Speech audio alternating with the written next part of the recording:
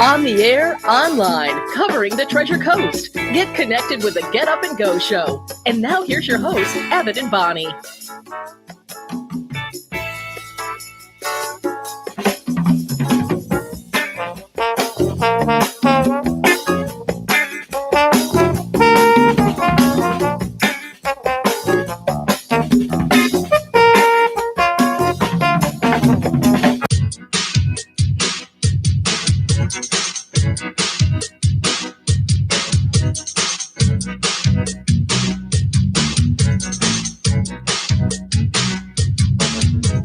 .607 on the Get Up and Go show. It's Evan and Bonnie. Yeah, man. That's right. We are rolling. It's TGIF.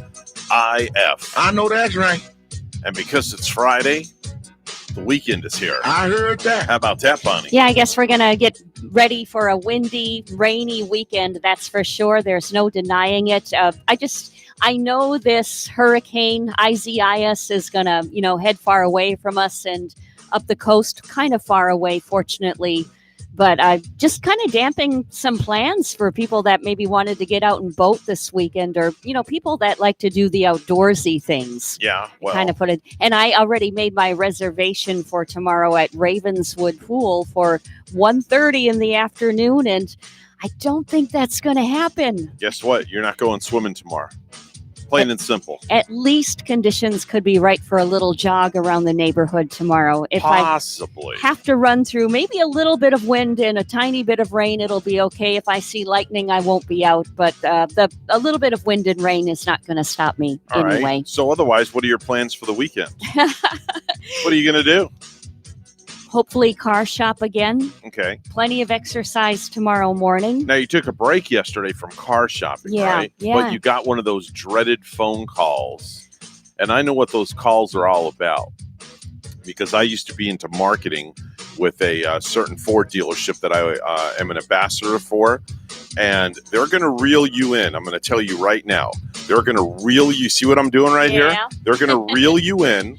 They're going to tell you they're going to roll out the red carpet like they did. I'm just kind of giving you forewarning. Mhm. They're going to make all these promises to you, and they're going to just suck you right in. Well, Be careful. the fortunate thing, you know what? I really wasn't. I wasn't upset about the call that I got yesterday morning when I got Mhm. out of here from the car dealership. Mhm. It makes me feel better to know that they actually want to help me and that they kind of know what car I want to get into, which Okay. I'm siding with the SUV at this point. Okay.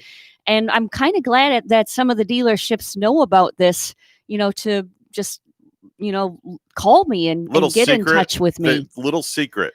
They want to help you because they want your business. Yeah, but they you know want what? you to spend the money there. You know what, though, Evan? On the same token, I'm kind of like on the other end where I want their business too because I'm searching and I'm ready. Okay. I've come to the point where, I'm ready to Okay. buy. I'm in a good position to buy. Okay, so So- we could see Monday morning, we could see a new SUV in the parking lot here, possibly. Possibly. If the right deal is struck this weekend. Yeah. And this is actually a great weekend to buy a vehicle because of the oncoming storm, and they want to liquidate their inventory. Oh. They want to get as much out as possible. It's a new month, and they always come out with either that or even today. Today would be a great day to buy a vehicle because it's the end of the month. Okay. And they have to make a quota every single month. I see. So today's that last day. So if any day is the day, today would be the day to strike a deal. Oh, I wish I had time today. Will tomorrow be too late? Going out shopping on a August 1st. Saturday? August 1st, it's a new month. Uh-huh. They're not all about the quota August 1st. Oh, yeah. They are all about the quota July 31st. Oh, that's some good advice then, Evan. And Okay. for those that are car shopping, Yeah. just for me, it won't work because I can't get out until tomorrow. Okay. But, that time Okay. consuming thing. But the fortunate thing is, my car isn't on the fringe and I've had time to search and shop. Mhm. A person wants to get out and do that before their car actually goes Yeah. because then you're kind of pressured and forced into Right. probably getting something that Right. maybe you want or, you considered, but maybe you're getting that car and you really weren't wanting it. Yeah, you still have four wheels and an engine, and your car does go forward and backwards. Yeah. Correct? And so do I with every step I take. So I'm gonna I'm gonna take enough time to search and buy and get the one I finally I want. just got a text message from the former champion of the 5-second rule. Okay, Sergeant Brian Pazio. He's been working a detail all night long, and he just texted me. I texted him about 5:14 this morning. I said, "Good morning. How you holding up?" And I didn't hear from him until just now. and he texts me back and he writes, "Hey, good morning. Struggling." Wow. Poor guy's been up all night. Oh man. Yeah. You just like out Yeah. on that night watch. And he's been over by the bridge Yeah, overnight. he's over working by the bridge. Yeah. So I'm thinking, I invited him. I would love for him, since he was defeated by the captain who is going to be returning later this morning. Captain Heather Roth is going to be here. She's the 25-year veteran of the Stewart Police Department. She's going to be the returning champion as it stands. She's 1-0, and she's going to be going up against the challenger, the rookie. She's a 1-year Stewart Police Department police officer, just got off of her probationary period, Officer Janeth Rogel Carino. is going to be here. She's 22 years old. She's a rookie. And boy, when I read her stats later, it's going to be real interesting. Mhm. All I'm going to say is swipe left or swipe right. Okay. That's all I'm going to say. And Okay, I nothing more, nothing less. I bet our Brian is going to probably want to play because I know he loves the 5-second rule Well, game. he does, but unfortunately, he's done. He's like yesterday's kitty litter. He's like Well, burnt toast. Even in the He's future, finished. here's an idea. Even in the future, when we're not playing the contest to win from Ellie's Deli, maybe we can just invite him in to play against me or against you once in a while. Here's what's going to happen. He's going to be our special celebrity guest judge. Mhm. Okay, so he's going to make those tough decisions. Okay. If he can muster up enough energy to come in here this morning. Oh, Everything depends on how he's feeling because, we have to have what's called a coherent judge. And for somebody that's worked all night, we're going to have to put him through the ringer to make sure that he is coherent. Coherent and hearing right. Yes, because he could hear the wrong things. Yeah. And that could impede his brain functions. Okay. Well, we would like to invite Brian in if he's up to it. And Brian, if you're listening, if you're up to the occasion, He's listening. Believe me, we he is listening. look this forward morning. to seeing you. I promise you, he is listening. That's because awesome. We are the only thing that is out there for people to listen to that is halfway decent. He probably on sees the radio. He probably sees my yellow Mustang go over that bridge every morning. He sure And does. That's if he's working the detail. I slow down when I see the officer lights and when I go over the bridge. Yep, exactly.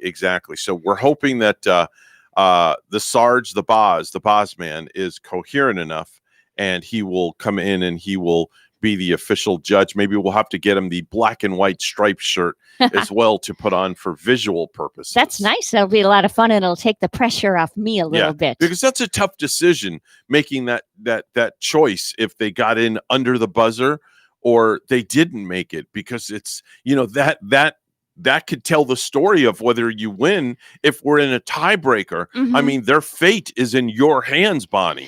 And even some of the answers too, like I think I considered Brian to be right with one just last week on, it was like naming some area outside and he did say a amusement park. Right. And it sounded redundant, like he said 2 parks. But when he said the park, I did know that he meant the park, just a park outside where you camp. That'll be happening later on this morning in the 8:00 hour at 8:00. And then at 8:30, this is going to be a really cool interview. Randy Siegel's not going to be here this morning with us.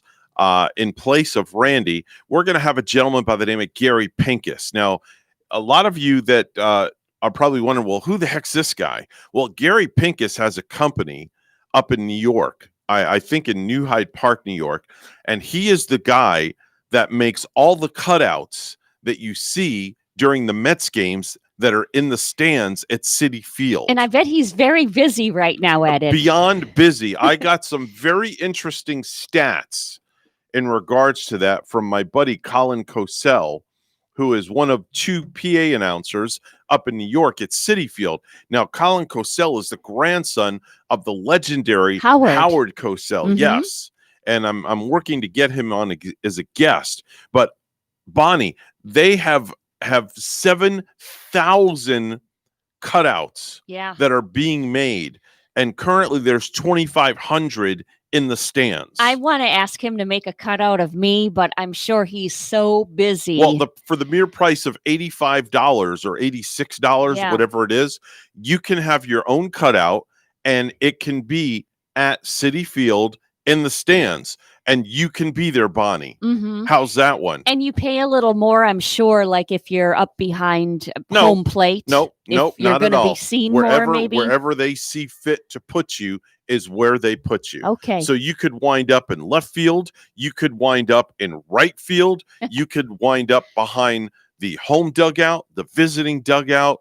You could wind up out by the dumpster for all I know. I have no idea. But wherever they see fit, that's where they'll put you. That's a great question to ask Gary this morning. And it's going to be fun, like watching the game. And I know they're going to have like the fake boos and the fake sounds from the crowd and all that. Oh yeah. But it's going, and then when you see the cutouts in the audience, it's going to be like watching the Muppets show or something. What? It's just kind of like going to seem Muppetish or something with all of Oh, those, knowing that they're cardboard cutouts. Have you watched a Mets game on TV lately? Not with the cutouts in You the have stand. to watch. You have to tune into the game because it's really amazing. It looks like the fans are really sitting there. Like they're really real. They Like don't they're look very cardboard. realistic. No, it's very realistic. And then to top it off, the crowd sounds that are piped in, Uh-huh. because I'm in constant contact with the folks in New York during the game. So I'm letting them know, if it sounds good or if it doesn't sound good. Oh, And I see. I know the guy that's pushing the buttons Wow. up there very well. And I will tell you, watching the game last night, I was amazed when Steven Matz got taken out of the game. That's the Mets pitcher, by the way. He was the starter. Okay. I think he went 5 or 6 innings. When he walked off the field, it was like a standing ovation. You could hear the crowd roar. Wow. And it seemed realistic. Oh, huh? yeah, very realistic. And then when the opposing pitcher is on the mound and he throws over to first, the crowd boos. So it's very realistic. Makes you feel like you're almost at the game Yeah, there again. it's really amazing. So the technical crowd the people really did a good job with that avenue then. Oh, yeah. Yeah. They pull all the sounds from the MLB video game is what they do. Mhm. That's where they get all those sounds from. And all the stadiums have all the different sounds. They're generic sounds. And then, when you have the Let's Go Mets chants, Yeah. Let's go Mets, let's go Mets. All that stuff is piped into the stadium. So it's really, truly amazing to hear all of this done. We'll have to find out from that Mr. Pinkston. Pincus, Gary Pincus. Mr. Pincus. Gary, just call him Gary. We'll have to find out from Gary, just how long it takes to get that cutout of yourself, and Yeah. how do you order it? How do you what the go process about? is. Well, you go to Mets.com. It's very simple. That's it, huh? You just go to Mets.com and Yeah. there's a place to click, and you click it and you pay your fee. And before you know it, you're in Citi Field. Very exciting if you're a true blue baseball fan. I'm getting one. awesome. I'm going to get one. Are you? Yes. Is Rachel getting one Yes, too? I'm going to And get one for Rachel. You can get it to I'm gonna sit by get one one- another. Maybe I'm going to get one for Gavin, Nice. for Darren, Dylan, Haley, and the dog. forking out some money for the whole family. That's all right, because the money goes to a good cause. Is a dog usually allowed in the As stadium long as he's to got, sit by as the long as family? he's got a Mets jersey on, the dog is fine. Oh, that's great. 6:20 on the Friday edition of the Get Up and Go Show with Evan and Bonnie. It's time for news. Let's go to the news desk. Good morning, Bonnie. Good morning, Evan. We now have a Category 1 hurricane to watch out for. Isaias is packing winds of 80 miles an hour and forecast to move up the east coast of Florida this weekend. At the National Hurricane Center, Dennis Feltgen advises you to closely monitor the situation. People look at the forecast now and think, oh, okay, I'm in the clear. And then 2 or 3 days later, they're shocked that all of a sudden they're getting the storm. You have to keep coming back and checking. Hurricane Isaias is expected to move over or near the Bahamas tonight before heading toward Florida. Residents and emergency officials in Palm Beach County and the Treasure Coast are preparing for any potential impacts from Tropical Storm Isaias over the weekend. And WPTV's Ryan Hughes shows you the preparations being made. Public Works crews are in the Hobe Heights neighborhood ahead of Tropical Storm Isaias. Sandbags are now being handed out at East Ridge Park, where many nearby homes were left flooded and unlivable last month after days of pouring rain. They have pumps in multiple locations. They still have pumps down in Hobe Heights, and they are also draining retention ponds. They're cleaning up all of the debris that is in and around the main drains. Martin County is preparing for the possibility of flooding and power outages. The Emergency Operations Center will be active this weekend as 12 to 20 people space out to safely keep tabs on the storm. The most important thing is take the storm seriously, even though it's a tropical storm and not a hurricane. In Wellington, machines are being used to clear out canals filled with algae, weeds, and debris. It helps the water go through the bar screens and they won't clog up and restrict the water flow. If the storm does come our way, everything is clean and ready to go to pump out. All the tables and chairs were brought inside, and umbrellas are being tied up and taken down at the aquatics complex. No matter where you live, you're being told to be ready. So prepare like we're going to get a hurricane. They should have their water their batteries, their non-perishable foods. And Martin County has activated its Community Information Center from 8 to 5, where you can call in with questions or issues related to the storm. We did put that number on our website at WPTV.com. Just click on this story. In Martin County, Ryan Hughes, WPTV, News Channel 5. Students in Martin County are scheduled to return to class in 2 weeks, and administrators are busy making changes to keep students safe during the pandemic. Treasure Coast reporter Megan McRoberts took a guided tour of Jensen Beach High School. We can't wait to welcome our children back into the building. Preparing the school for students has been a task like no other, but Jensen Beach principal Lori Vogel says they'll be ready. There'll be 6-foot tapes and paints on the sidewalk with arrows. This is a student's first stop where staff checks their ID. This is the next stop. They come in the door. We already have the tape for social distancing down. And students will head right outside to grab breakfast. I greet them. Good morning, good morning, good morning. I double check IDs and faces and make sure they're mine. This is where breakfast will be served in additional carts spread out while students wait for the first bell. We had 2 before, but now we have 4. They'll be expected to continue keeping their distance. How do you make sure kids aren't grouping up even as they're walking We to have class? lots of staff on duty in the morning. They'll find arrows showing them a one-way route So you can see that we've already started the arrows. all the way to their building. So everyone will go this way. Then once inside, the arrows guide students in one way to their class. All the traffic in this hallway will go to the north side of the building. Laid out so students can get nearly anywhere in the school within 3 to 4 minutes, while passing COVID safety reminder signs throughout the hallways. Once in their class, This room is totally measured out. desks will no longer be grouped together, No, they would probably be in squares of 4 or 6. instead spread out and facing forward. If everyone's facing forward, they're not going to get the germs from the person behind them. With no more than 25 desks in any room, unlikely to all be needed. I anticipate probably 8 to 9 kids being missing in every class. Each room will have a sanitation bucket, and while sanitation can't be guaranteed between each class, Vogel says students can sanitize their own desks. Clorox wipes, hand sanitizer, spray for the desks, wipes for computers, and gloves for whatever they might need. Now let's say it's lunchtime. There are more one-way arrows guiding them outside. Because we're going to have tables with umbrellas all spread out so the kids can social distance outside here. Cafeteria carts spread out all over this courtyard. We're going to spread everybody out as far as we can. And when weather takes a turn. If there's heavy rain, we have a gymnasium. We have an auditorium lobby, a gym lobby, and the cafeteria. There will be more hand washing stations and sanitizers here too. And if they're in the cafeteria, that will also have a much lower capacity. We're not anticipating more than 100 or 150 in here, if that. We're going to encourage everyone we can to eat outside. Vogel says she feels ready to help children feel safe and excited about coming back. Lastly, for the 3rd day in a row, Florida is setting a record for deaths attributed to coronavirus. Another 253 fatalities were reported yesterday, and the statewide death toll is now over 6,600.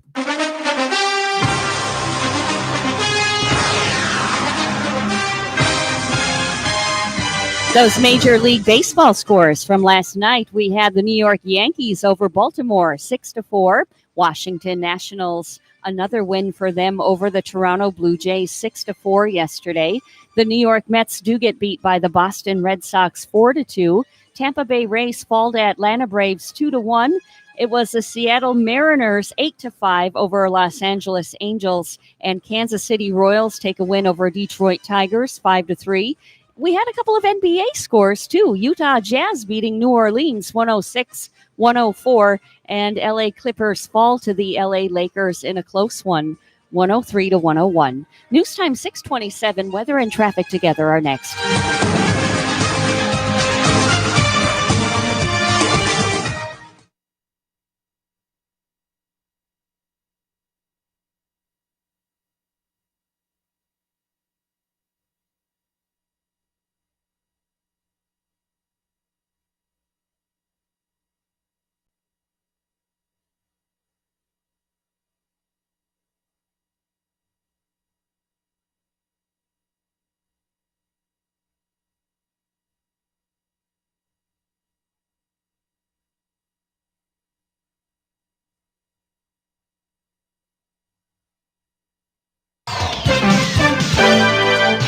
628 on the Get Up and Go show with Evan and Bonnie. It's time for traffic and weather together. It's all brought to you by Code Red Roofers. Bonnie? Just on the Turnpike southbound in Palm City, keep in mind about the road construction in that area. In the left lane is blocked. Use caution. Otherwise, no accidents to report. There's your latest look at traffic. And it's 81 in Stewart. Here's more on our forecast at WPTV. All eyes are on Hurricane Isaias and its potential impact for the Treasure Coast for the weekend. This morning, warm and humid with some patchy inland fog possible and a slim chance for a coastal shower. Then this afternoon, partly sunny, highs in the low 90s, the heat index around 100 degrees, and breezy easterly winds. And there is a slim chance for isolated rainfall this afternoon. I'm WPTV First Alert meteorologist Glenn Glazer on WSTU AM 1450, Martin County's Heritage Station.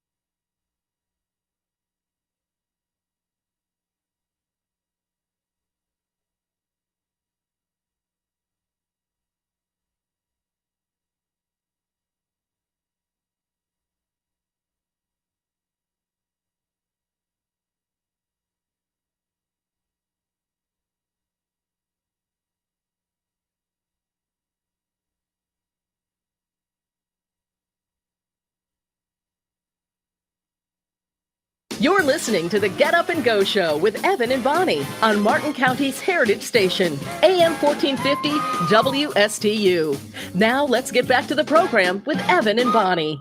Are you excited? What are you excited about? What are you so excited about? Today we're very excited because today It's National Avocado Day. avocado. I don't know how to pick out an avocado. It's so green. It's green, so it's nature. Oh God, dude, it's really squishy. Too squishy. Squishy. Whoa, that's good squishy. We want to wish everyone a happy National Avocado Day. Let's get this show started. Yeah, it's National Avocado Day, Bonnie. Oh, I love an avocado. Do you and really? I don't like them. They're disgusting. I love. Pardon me. You don't like guacamole? Ugh, yuck. I can eat a guacamole or an avocado plain. Sometimes Okay. I slice it. I put just a little salt on it. It's perfect. All right. And, I only buy the package when I make my guacamole dip.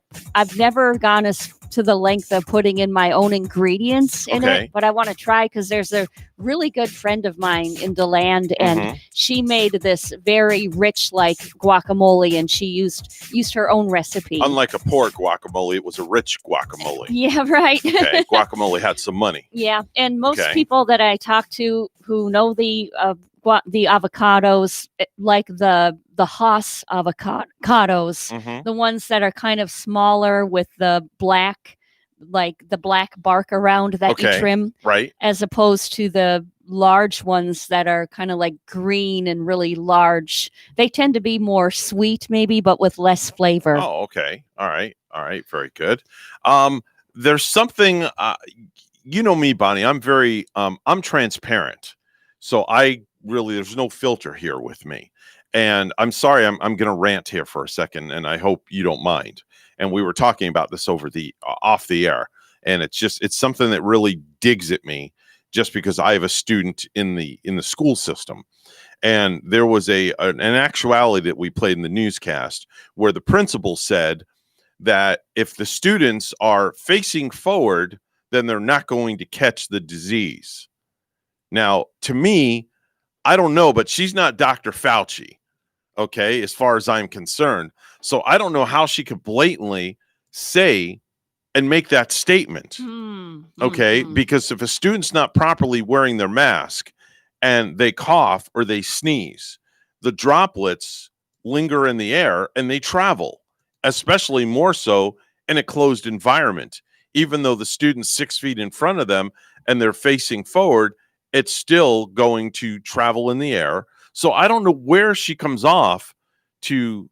I'm sorry, but I beg to differ. I don't know who she is to say that. I mean, I respect people. Yeah, she's the principal of the school, but the fact that she's making a bold prediction like that, You'd probably just rather be hearing it from a doctor. I'd or rather hear it from somebody in medical, maybe somebody in the medical field to make that kind of a prediction, where opposed to a principal saying you're not going to catch the disease if all the students are facing the correct way. And I'm going to text Megan McRoberts about that also in a little bit, and I want to get her thoughts on that. Yeah, I get things from both sides. I know that I understand too. The kids really, I hate to see kids missing out on education. And Right. I have this feeling right now that for the kids, they really need to move forward. Kids are very healthy, but I'm just glad the parents too, can choice of having the kids at home doing their virtual learning.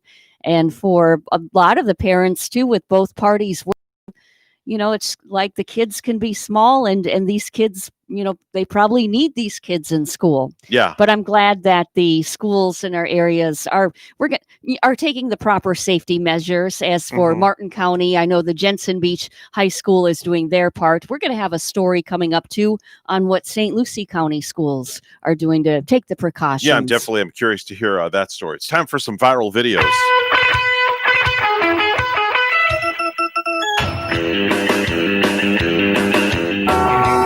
So, Bonnie, with all things sports, there's no fans in the arenas or anywhere or anything like that.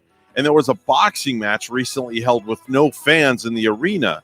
So you could blatantly hear what the sounds of the boxing glove hitting the opponent with no crowd noise. And this is what it sounded like.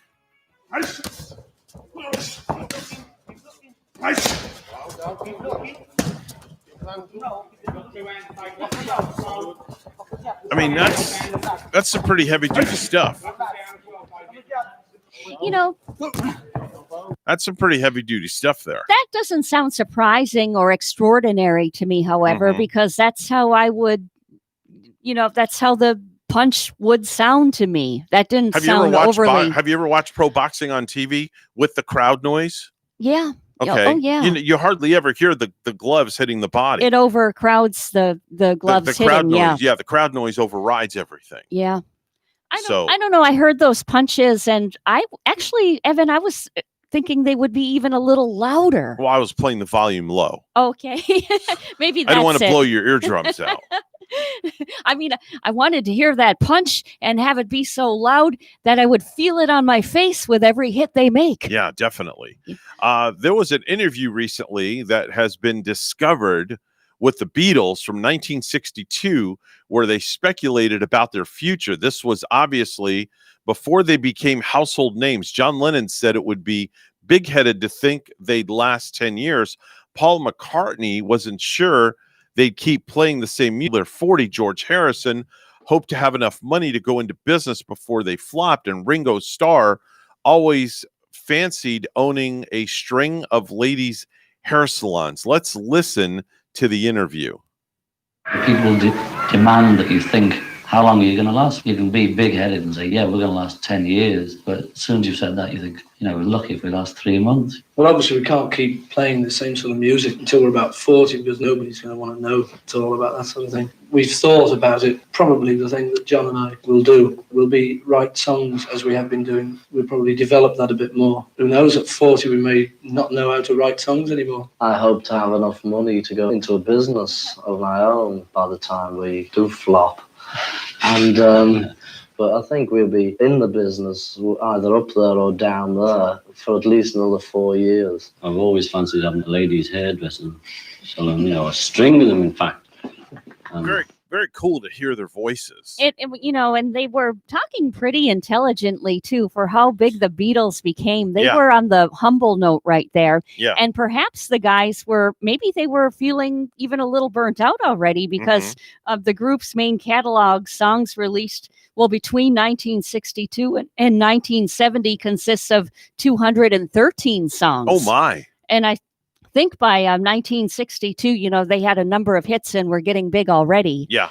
But to stand there and say, hey, we're not going to be doing this 10 years from now, or maybe not. We should maybe start looking at other venues. That was pretty mature for the Beatles at the time. Yeah, they were just young lads back in the day. They did not see the long and winding road. Yeah, exactly. There's another video out there of a guy who had his son plant his face into his sunburned belly for a couple of seconds. And when the kid pulls away, you can see the imprint of the kid's face in the guy's sunburn on his stomach. It looks like a sunburned shroud of Turin before it goes back to pink. And I'm looking at a still picture of this right now, and it's very cool. It literally, you can see the kid's face on the guy's sunburned stomach. I can see it too. What's weird about it, the kid looks like he'd be almost 13 or 14 already. I was picturing the face of a little bitty boy. Yeah. And it makes me wonder, what is this 14 or 15-year-old kid doing sticking his head into dad's sunburnt belly? It's just kind of comes across as kind of weird. Lastly, there's another viral video. I'm just going to play the audio from it, and I'm going to ask you, I'm going to give you a couple of choices what you think it is, Bonnie, okay? Here we go.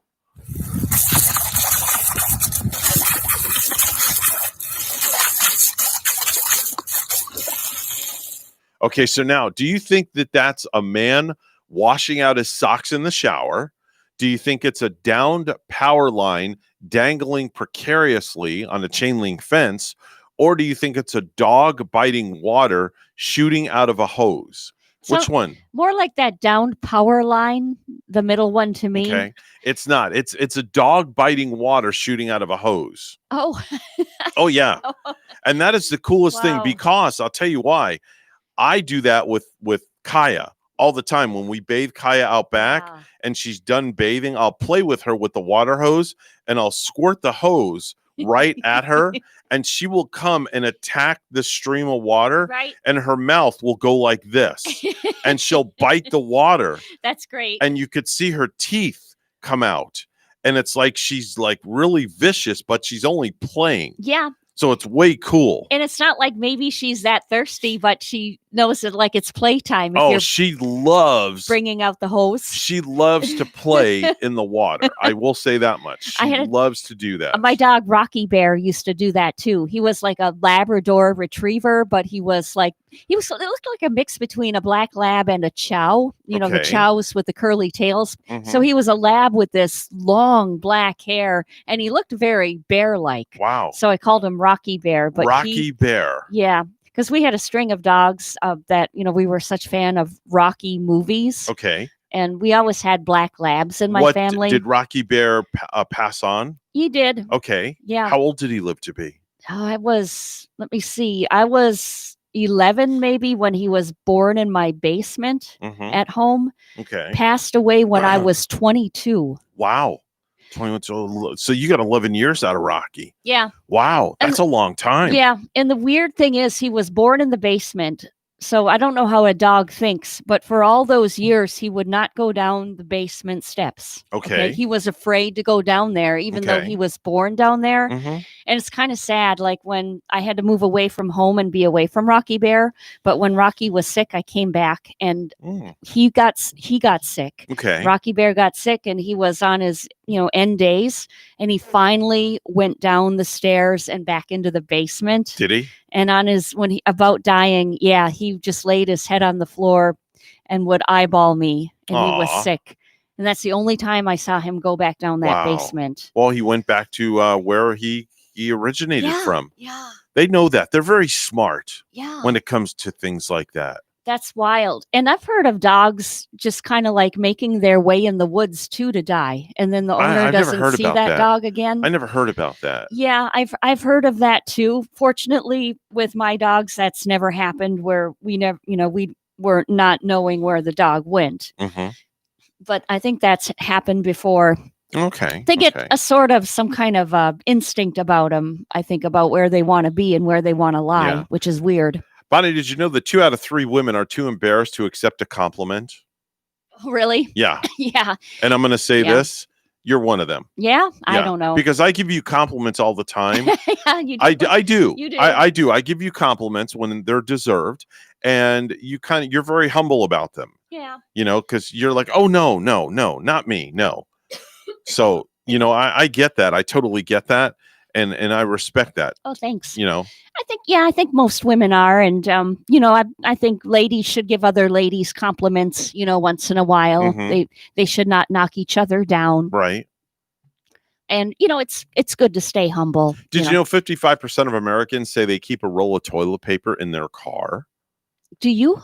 I keep something similar to that in my car. I'm going to be very honest with you. This is something my father taught me, and all my kids that drive, they follow in my footsteps. Okay. Whenever we go to a fast food restaurant, we always get a couple of extra napkins and we take them. And when we don't use them, instead of throwing them away, they make their way out to the center console.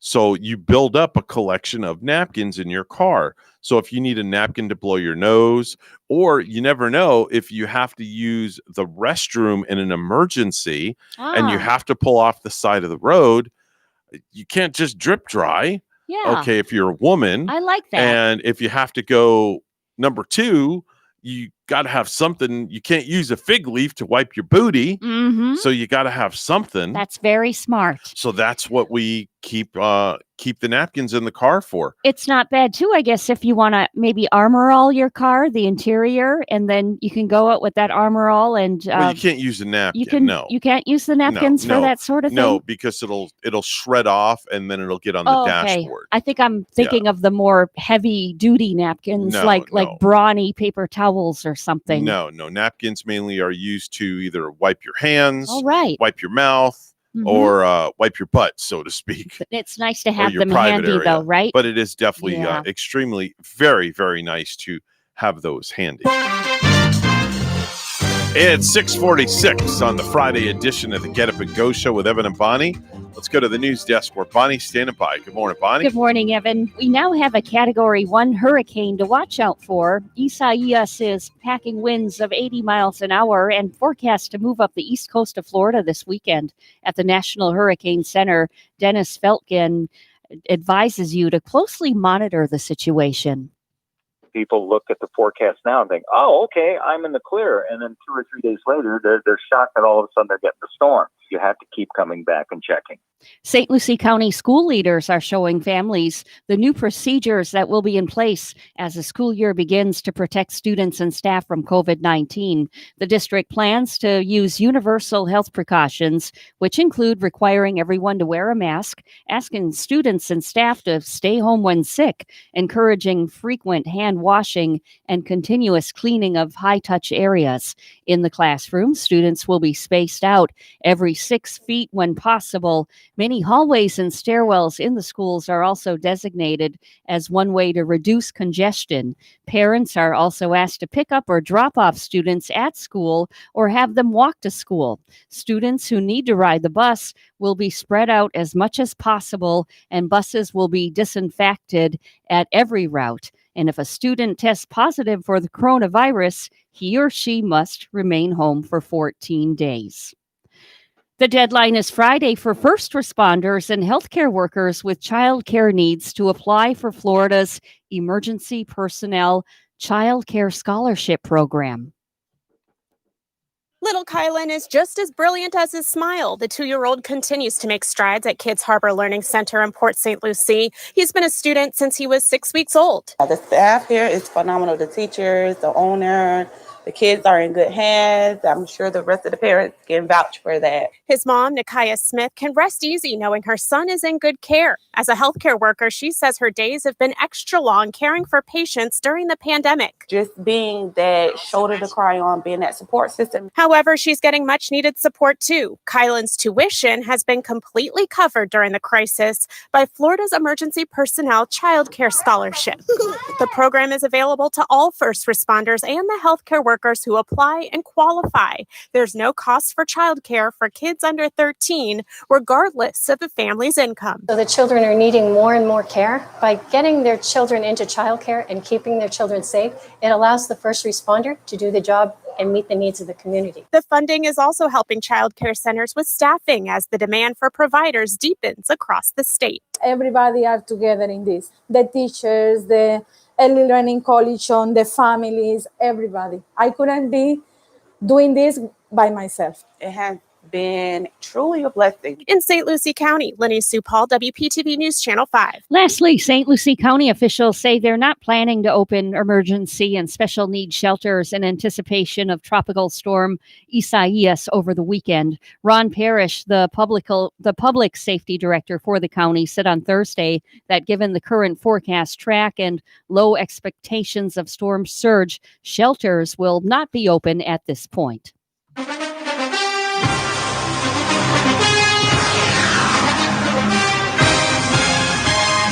Major League Baseball and the Major League Baseball Players Association have agreed to a new set of rules that will punish players and team personnel who steal signs electronically.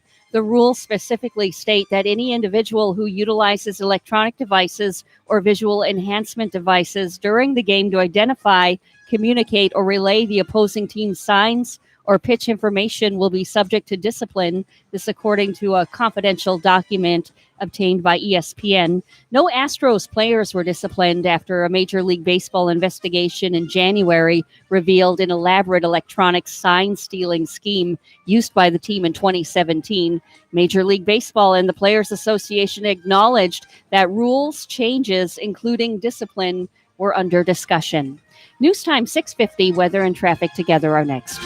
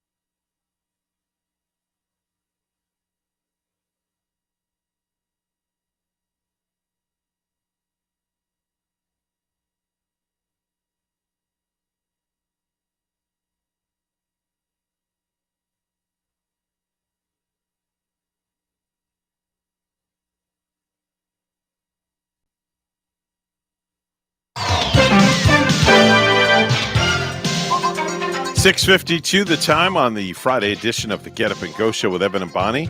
It's time for traffic and weather together, brought to you by Code Red Roofers. Bonnie? On I-95 southbound at mile marker 131, there is a vehicle crash and it looks like the right lane is blocked at the exit ramp right there. Going to see a little bit of slowdown.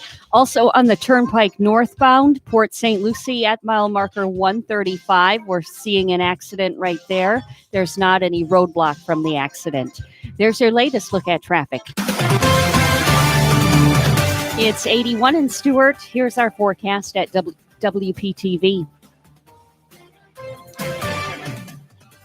All eyes are on Hurricane Isaias and its potential impact for the Treasure Coast for the weekend. This morning, warm and humid with some patchy inland fog possible and a slim chance for a coastal shower. Then this afternoon, partly sunny, highs in the low 90s, the heat index around 100 degrees, and breezy easterly winds. And there is a slim chance for isolated rainfall this afternoon.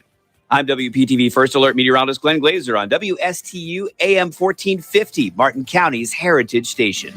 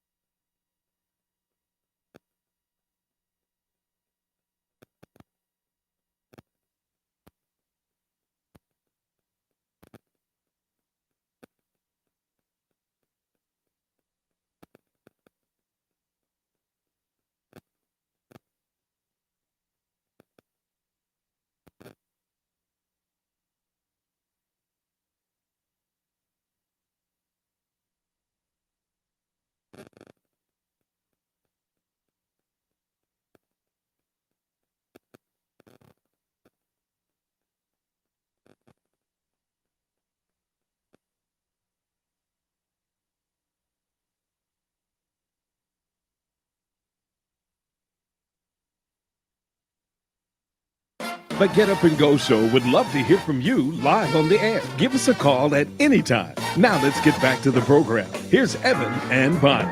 6:56, a programming note coming up at 8 o'clock. Of course, we're going to have the 5-second rule competition between the rookie and the captain, the returning champ. And I've just been informed we are going to have a very special guest referee for 5-second rule today. Don't want to let the cat out of the bag on who it is, but it's going to be a great a person that's going to be in here. And then Gary Pincus is going to be here at 8:30 in place of Randy Siegel.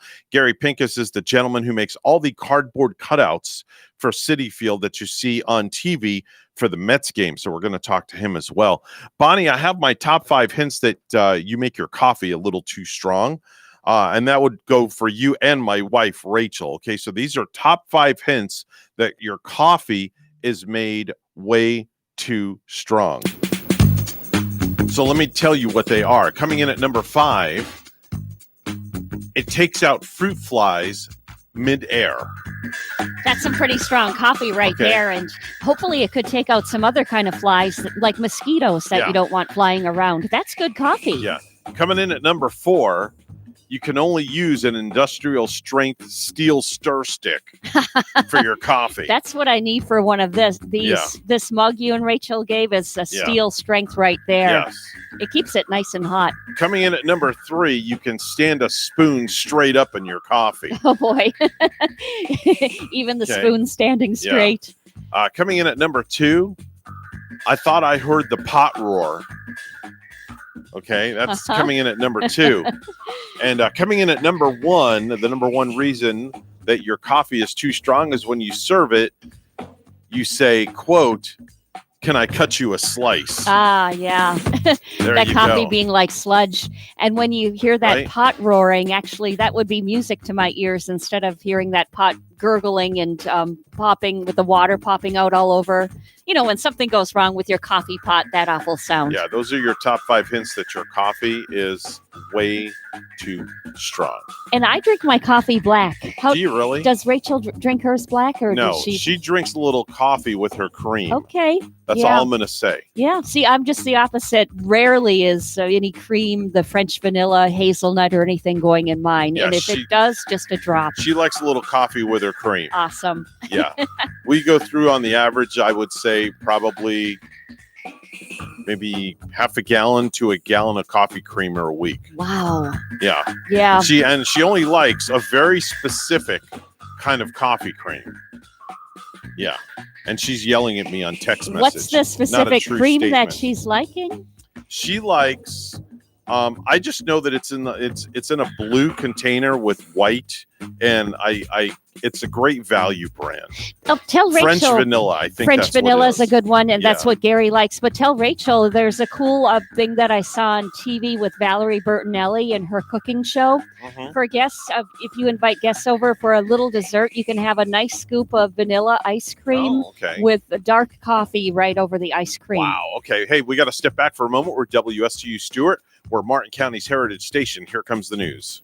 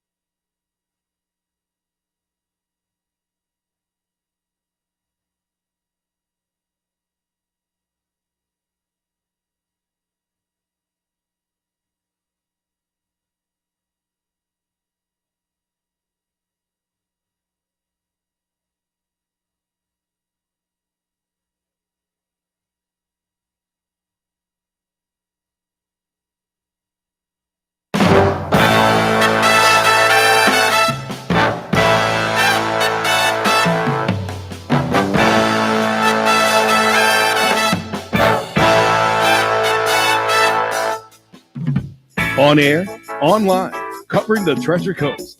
Get connected to the Get Up and Go Show. And now here's your host, Evan and Bonnie. 3, 2, 1. I'm sorry, I'm having trouble waking up. Thank God it's Friday. Is it Friday already? You want to know an ideal Friday in my world? Moronic commentary and stupid sound effects. This is my kind of show. They got great banter. Yeah! It's Friday, pumpkin. Thank God it's Friday. Hold on a second, you guys are the best. Well then, what are we waiting for? You have to say it. Say what? It's showtime. It's showtime. Oh! You better believe it, because things are not over for the week yet. That's right. We are not done for the week yet, Bonnie. Heck, my week doesn't get done till 10 o'clock tonight. Oh, wow. You're going all the way through, huh? Oh, yeah. Just like Friday's a super long day. Thursday's a super long day. It never feels like the end of the week for me. All right. Well, you know what I got to say about that? It's going to be a good weekend. It is. That's what I'm saying. Except the biggest beef I probably do have. Oh, boy. Here we go. The movie theaters were supposed to be back open this weekend. All right, So they had to push that back for later dates. Okay, so we should have a new segment on the show. It's called Bonnie's Bitch segment. Well, There we go. Well, it's just I pertinent. think that's a great idea. I think a lot of moviegoers in our listening audience would like to know Yeah. maybe when the theaters All right. reopen. And Okay. we heard yesterday that Regal Cinemas, possibly by August 21st. And I know AMC, which I like to go to, by mid-August to late August, somewhere in there. What movie do you want to go see? I'm really not sure which new one out and coming I would want to see yet, but I'm not like a person that has to look at the huge big blockbusters. Okay. If I read a synopsis about a movie and it kind of has my interest, I'll go to it. Like if it's Okay. a story I want to see, or maybe there's an actor or an actress in the movie Have that you I ever like. seen Mrs. Doubtfire? Yeah. Do you like that? Incredible. Yeah. Would Yeah. you see that again? Would you pay to go see that at a movie theater? I probably would. You would. That's one of those classics that I would probably want to go see it on the big screen, Okay. even though I've seen it several times at Okay. home. Okay. That and I maybe like Vacation with Chevy Chase. Yeah. Or something really classic, like or like a mobster movie too would be great to see. I came home yesterday and I found my wife watching TV in the living room area. Yeah. And she had the Hallmark channel on. And it was Christmas. Oh yeah, and Christmas in July. Like, what the heck's going on? I love it. Yeah, it gets you in a little spirit for Christmas. I'm like, really? I have lady friends at work that just swear by. There's Hallmark even a show movies. on the DVR that's on there that she recorded. I'm like, what the heck's going on Now, here? honestly, I don't get into the Hallmark Christmas movies, but Uh-huh. I have a lot of friends that do. So, Okay. I can't knock them. And Gary asked me about something pretty interesting the other night. He said, when will the Sopranos, the post Sopranos, was it a prequel to the Sopranos going to be out? Okay. They're supposed to come out with a movie, and I think it might be Jim Gandolfini's very own son Mhm. playing Tony Soprano in it. Oh, okay. Very interesting. Yeah, so like the young kid is going to play Mr. Tony Soprano in Oh, it. okay. But it would be a fun movie to watch all of the characters of what they used to be in the newer days Oh, when they okay. were all young. And I don't know when that movie is coming out yet. I'll have to look it up. But Soprano fans will be waiting with a bated breath. Definitely so. It's time for birthdays, anniversaries back in the day.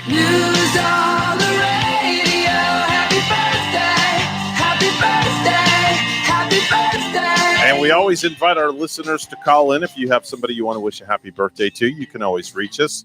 220-9788 or WSTUmorningshow@gmail.com. And Bonnie, do you have any birthdays from the mailbag this morning? Maybe to Dave, and Dave is married to my beautiful cousin Amy. So okay. happy birthday up north, and he's a Okay. guitar player. So You know, maybe my question to you, Bonnie, is how the heck do you remember all these people's birthdays? How do you do that? I just do. I remember so many childhood friends, and we all grew up together. And some of those birthdays, the kids having the best parties in the neighborhood, in that you just never forget. Okay. And what time of year it was, basically All right. being summer, those were the best ones. All right, I want to wish my father-in-law Gary a happy birthday. Happy birthday, Gary. Yeah, his birthday's not till January of next year, right. so every day we're going to be wishing Gary a happy birthday. Reminding him that he has another birthday coming up. It's coming up. It's going to be somewhere in his early 60s. That's awesome. He's just a little bit beyond me. I think he was Yeah. born in 56. Yeah. So that would make him 64, 65 Yeah, or something he's like a that. young one I wonder yet. if he gets ARP magazine. He might. You should ask him. I could call him. All right. He's probably awake this early. You think he would mind a little jingle from us? I don't know. Let me see if I got his phone number here. I'd be. My wife's probably saying, "Oh no, please don't do that." I wouldn't mind learning, like, if he has an ARP membership. I'll have to ask him. Well, let me see if I get his. I know I've got his number on my phone. Yeah, there it is right there. All right. Let's call my father-in-law real quick. Okay. You know me, I'm, straightforward. There's no filter here. Let's see here. All right, calling my father-in-law. Want to find out if he has a subscription to ARP. Yeah. Inquiring minds do want to I'm know. curious. All right, here we go. There's one ring. All right. God, if I wake him, I'm in such deep crap. You have no idea. My wife's probably like, "Oh no, I can't believe he's doing Hello? this." Oh, he's awake. Good. Hey, good morning. What's up, Pops? I've been awake since 5 o'clock. Thank you. So I can always call you any morning, nice and early on the radio live, right? Sure. So we've made a you know how I wished Rachel for like 3 or 4 months straight a happy birthday, until the day of her birthday. Yes. Well, now we're picking on you, so it's your birthday every day until January. That's fine. I hope you don't mind that. You don't mind. You don't mind if we divulge your age on the radio, do we? No. Okay, you're going to be what, 60, 63, 64? Where are we at? I'm 66 now. Oh, crap. Okay, so you'll be 67. Yeah. Wow. Okay. So the big question is the $1 million question, because I get teased about this all the time. Do you have a subscription to ARP magazine? Of course I do. Oh, dang. Okay. All right. Well, at least somebody in the family does. Yeah. I can't bring myself to get one of those. No, Gary, I'm glad that you do, because they have like really good articles in ARP magazine.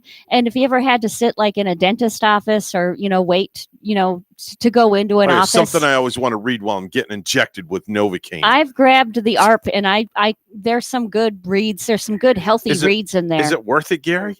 Yeah, they got good recipes in there sometimes. Really? Mm-hmm. And if you remember the ARP, you have to rent a car or a hotel, you get discounts. Oh, okay. Yeah, and I think it's only for like $15 a year or some sort of thing. Something like that. It's not expensive at all. Your daughter just sent me an emoji because she's listening on the radio. And she sent me an emoji with a woman slapping her forehead with her eyes shut. See, she knows me. I'll call anybody, at whatever time in the morning. I mean, heck, I'll even call Michael right now, if he's awake. No, he's got pneumonia. Oh, geez. All right. Well, I hope I'll wish him well. I will. Make sure he stays away from that little guy there so he doesn't, the little guy doesn't catch anything. Yeah. All right. Well, thanks for answering the phone this early in the morning. At least I know I've got one person I could call early in the morning now. And we got one person that reads AARP. Yeah, one finally. person reads ARP finally. Okay. Oh, no, person number 2, because I'll read it too once in a while, All Gary. right. Just remember, Evan, you're not getting any younger. I know. I Oh. appreciate that. You can. Yeah, there's your daily dig from Gary. That's going to be a new segment on the radio. It's called Gary's Daily Dig. There we go. And each morning we'll call you every morning at 7:00 and get your daily dig of the day. That'll be a good segment. I have to start thinking of something then. Right. Gary's Daily Dig of the Day. There we go. That'll be a new segment on the radio program. We'll talk off air about that. All right, Gary, have a great day. Love you much, and we'll see you soon. I love you guys. Right, bye-bye. All right, there we go. How about that? Gary's Daily Dig of the Day. I bet Rachel was like really happy to hear her dad's voice on the radio. That and also the fact that she's probably thinking right now, what is my husband doing? Now we're involving my dad in the radio program.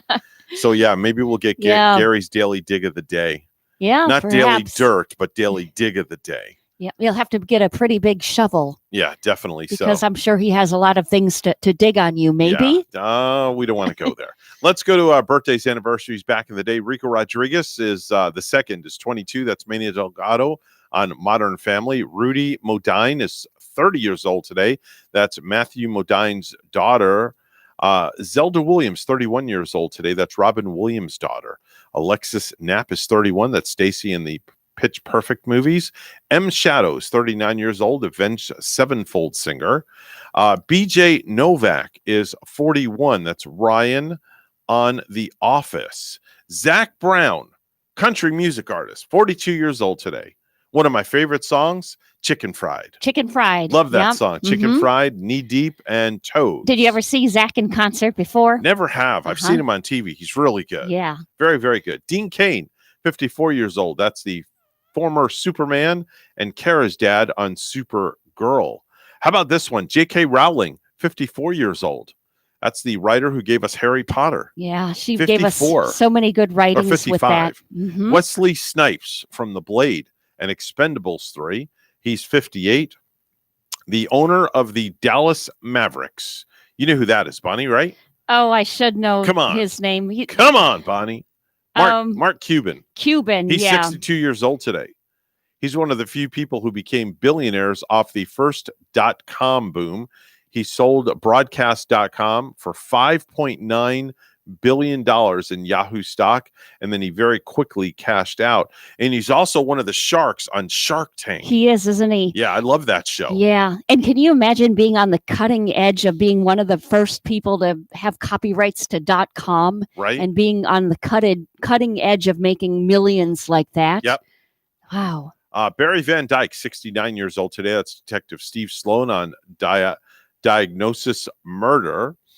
Gary Lewis, 74 years old today, son of Jerry Lewis and That's leader weird. of Gary Lewis and the Playboys. That's weird because when I think of Gary Lewis and the Playboys Mhm. and they have this diamond ring, Yeah.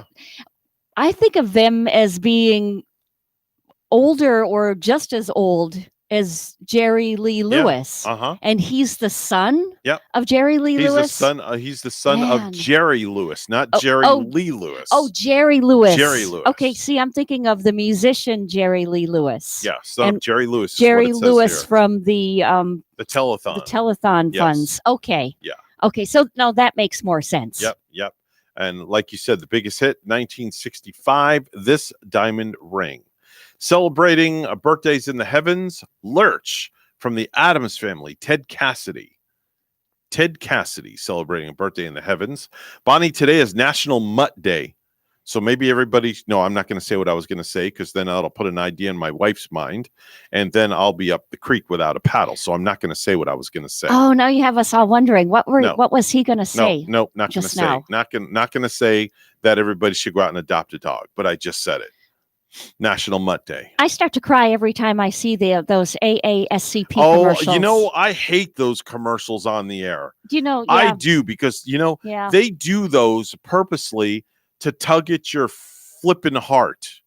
They do. They do. For And just $9 a month. I thought you they can were. feed one animal. I thought they only came like right around the holidays or Christmas time, Oh. but they're playing them a lot more now. They tug on your heart and play on your heart like you have no idea. They do. I hate to say it, but when a commercial like that comes on, if I can't turn the channel, if Gary's watching something, I have to go and pet my kitties or like go to the bathroom or go get a drink of water because the commercials make me so sad. Yeah, I just got another emoji from the wife. It's her and a new puppy. So now the wife's on a puppy kick. Nice. Oh, Oh, boy. you might have a puppy at your house. Yeah. Yay. No. I wonder we what have kind we have enough with one. What kind of please. puppy could it be? No, absolutely not. How old is Kaya? No, Kaya's 7. 7? Yeah, she's got a long ways to Yeah, go. Kaya would get a little bit jealous at first of little puppy. Kaya doesn't normally get along with other dogs. She Yeah. gets along with my daughter's service dog, not the canine, but my daughter has a service animal. Oh, that's very cool. And Abby is the sweetest thing. She is just unbelievable. We Are love they- having Abby, and Abby Yeah. gets along with Kaya like they're best friends. Are they of the same breed No, of dog? absolutely No. not. Abby is 1/4 the size of Kaya. Oh. And they just get along. That's great. They get along great. Yeah, Kaya trusts Abby then. I don't know what it is, but they get along great. Yeah. And then Abby gets along with Unum, Haley's canine dog. Okay. So now all we have to do is put Unum and Kaya together. Yeah. And we can see what happens. That's odd how sometimes animals can be sort of like people. I've had cats in the past too, where, one cat will get along with the other cat, but then doesn't like this cat. Yeah. I mean, they pick and choose kind of like people do. I was in the garage yesterday doing some things, rearranging, and I left the door open to the laundry room, and Kaya was in the doorway. She always watches everything that I do. She wants to make sure that daddy's okay. She's right there. So the Amazon lady came walking up the drive, and Kaya went into full blown on attack mode.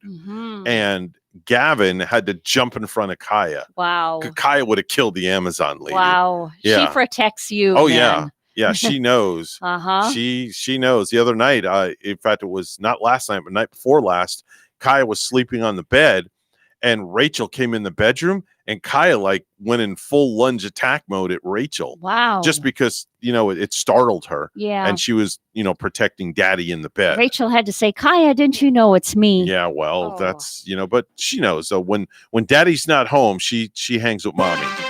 Definitely. But she's a daddy's dog all the way. Yeah, you can really tell. Yeah. 7:22 news time. Let's go to the news desk where Bonnie's standing by. Good morning, Bonnie. Good morning, Evan. Residents and emergency officials in Palm Beach County and the Treasure Coast are preparing for any potential impacts from Tropical Storm Isaias over the weekend. And WPTV's Ryan Hughes shows you the preparations being made. Public Works crews are in the Hope Heights neighborhood ahead of Tropical Storm Isaias. Sandbags are now being handed out at East Ridge Park, where many nearby homes were left flooded and unlivable last month after days of pouring rain. They have pumps in multiple locations. They still have pumps down in Hope Heights, and they are also draining retention ponds. They're cleaning up all of the debris that is in and around the main drains. Martin County is preparing for the possibility of flooding and power outages. The Emergency Operations Center will be active this weekend as 12 to 20 people space out to safely keep tabs on the storm. The most important thing is take the storm seriously, even though it's a tropical storm and not a hurricane. In Wellington, machines are being used to clear out canals filled with algae, weeds, and debris. It helps the water go through the bar screens and they won't clog up and restrict the water flow. If the storm does come our way, everything is clean and ready to go to pump out. All the tables and chairs were brought inside, and umbrellas are being tied up and taken down at the aquatics complex. No matter where you live, you're being told to be ready. So prepare like we're going to get a hurricane. They should have their water, their batteries, their non-perishable foods. And Martin County has activated its Community Information Center from 8 to 5, where you can call in with questions or issues related to the storm. We did put that number on our website at WPTV.com. Just click on this story. In Martin County, Ryan Hughes, WPTV, News Channel 5. The deadline is Friday for first responders and healthcare workers with childcare needs to apply for Florida's Emergency Personal Childcare Scholarship Program. WPTV's Linny Supal has the story. Little Kylan is just as brilliant as his smile. The 2-year-old continues to make strides at Kids Harbor Learning Center in Port St. Lucie. He's been a student since he was 6 weeks old. The staff here is phenomenal. The teachers, the owner, the kids are in good hands. I'm sure the rest of the parents can vouch for that. His mom, Nikaya Smith, can rest easy knowing her son is in good care. As a healthcare worker, she says her days have been extra long caring for patients during the pandemic. Just being that shoulder to cry on, being that support system. However, she's getting much needed support too. Kylan's tuition has been completely covered during the crisis by Florida's Emergency Personnel Child Care Scholarship. The program is available to all first responders and the healthcare workers who apply and qualify. There's no cost for childcare for kids under 13, regardless of the family's income. So the children are needing more and more care. By getting their children into childcare and keeping their children safe, it allows the first responder to do the job and meet the needs of the community. The funding is also helping child care centers with staffing as the demand for providers deepens across the state. Everybody are together in this. The teachers, the early learning coalition, the families, everybody. I couldn't be doing this by myself. It has been truly a blessing. In St. Lucie County, Lenny Sue Paul, WPTV News Channel 5. And the doors at Pierce Cider Works are open for business despite an order from the Florida Department of Business and Professional Regulation banning the sale of alcohol for on-site consumption. WPTV's Derek Lowe has the story. The owner of Pierce Cider Works says that he's tried everything from getting a food truck to even giving away cider for free, but that the state won't give in. We are actually doing this responsibly. We're not asking, hey, can we have a big, huge party? The doors at Pierce Cider Works in Fort Pierce are open for business, despite an order from the state banning the sale of alcohol for on-site consumption. I just got fed up with it. John Nolly says he added a food truck at one point in order to stay open. We put a lot of money, a little over $50,000 into our setup to produce it and actually be a correct player. But that the state ended that, leading John to another idea. It says that I can't sell for on-premise consumption, but it doesn't say anywhere that I can't give it away. This is Purple Drink with America Dry. It is my favorite, all-time favorite. John says he stopped giving away the cider after a warning from the state, but has decided to return to selling alcohol until he's told it's not allowed. They said they were going to answer 2 questions for me. They said that they were going to answer whether my food licenses were valid and let it true. And the other one that they were going to answer was, am I allowed to give away for on-premise consumption? But after he was in his car for 20 minutes, he left. I've never heard from him again. We did reach out to the Department of Business and Professional Regulation for comment. We have yet to hear back. Reporting in Fort Pierce, I'm Derek Lowe, WPTV News Channel 5.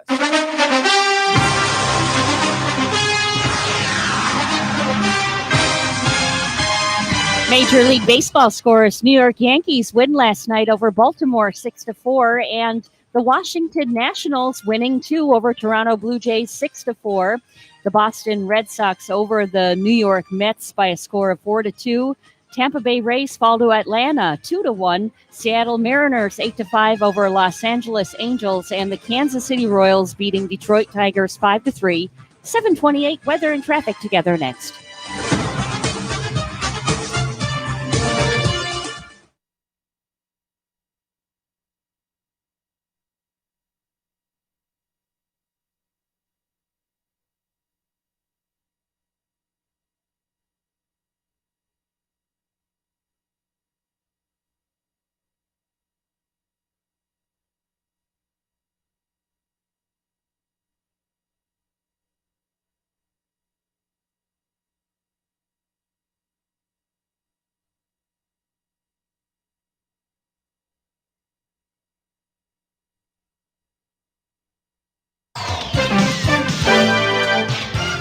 $7:29, the Get Up and Go show with Evan and Bonnie. It's time for traffic and weather together. It's all brought to you by Code Red. Refers Bonnie. Well, on I-95 southbound Fort Pierce at the exit ramp, mile marker 131, the right lane on that exit ramp is blocked due to a disabled vehicle hanging out right there. Otherwise, no accidents to report, no other tie-ups. There's your latest look at traffic.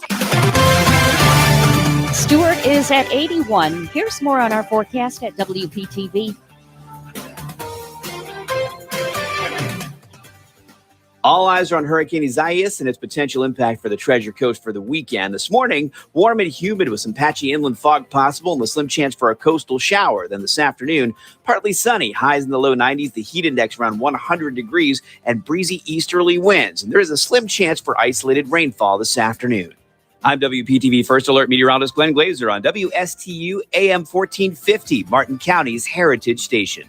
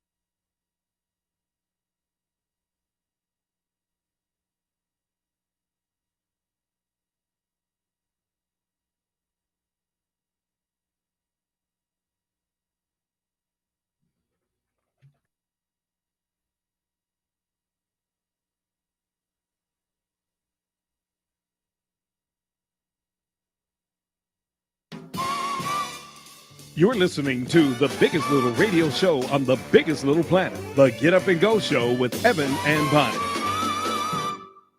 How's everybody doing? Feeling pretty good about video conferencing lately? Yeah. Well, here's the thing.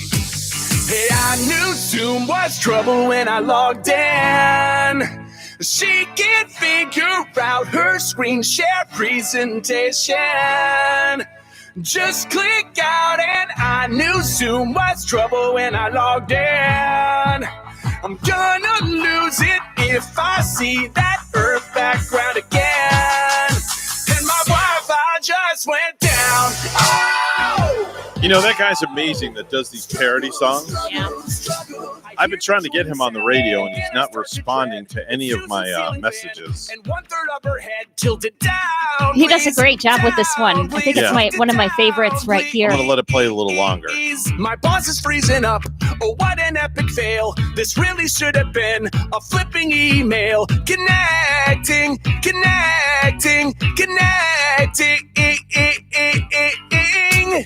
He has gamer headphones and he's really good. Mm-hmm. He gets his whole family involved. The kids, the wife, everybody. Yeah, I knew Zoom was trouble when I logged in. Now there's 5 times more meetings than there have ever been. That's pretty cool. He does a really good job with and there's that. so many people that got very creative during this quarantine, just creating new things and making things too, just coming up with great ideas at home. I know one thing that's very creative, and that's our stupid news segment. And now it's time for Stupid News. It's so stupid and awesome. Where we ask the important questions. Are some people too stupid to live? Why are people so stupid? Are you effing stupid? Oh, this music is appropriate for this first stupid news story. Oh, yeah. Is it like a story coming out of one of the southern states in the deep south or something? We're going to Disney World. A Georgia woman was recently arrested at Walt Disney World in Orlando after security for the Florida resort found 2 guns and marijuana in her kid's diaper bag. Definitely makes me not want to go to Disney World with people attending like this. Police arrested Unique Smith on misdemeanor counts of carrying a concealed weapon and marijuana possession. Officers say that Smith was going through the Epcot security with an adult man, their 7-month-old daughter, and her 7-year-old son when the guards spotted a 9mm handgun and a plastic bag containing marijuana. Thank goodness they spotted that handgun. Don't want her at Disney World with that. Search of the diaper bag revealed a .45 caliber handgun also on the very bottom.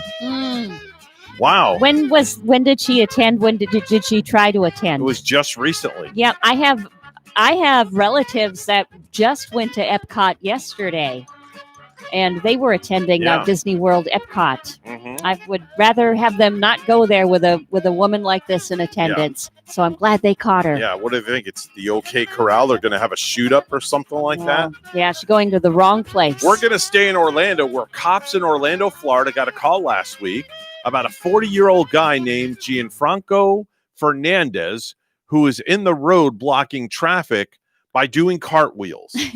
Okay? He's getting creative. When the cops came, they tried to arrest the guy, but he managed to slip out of their hands. And then he tried to cartwheel away for them.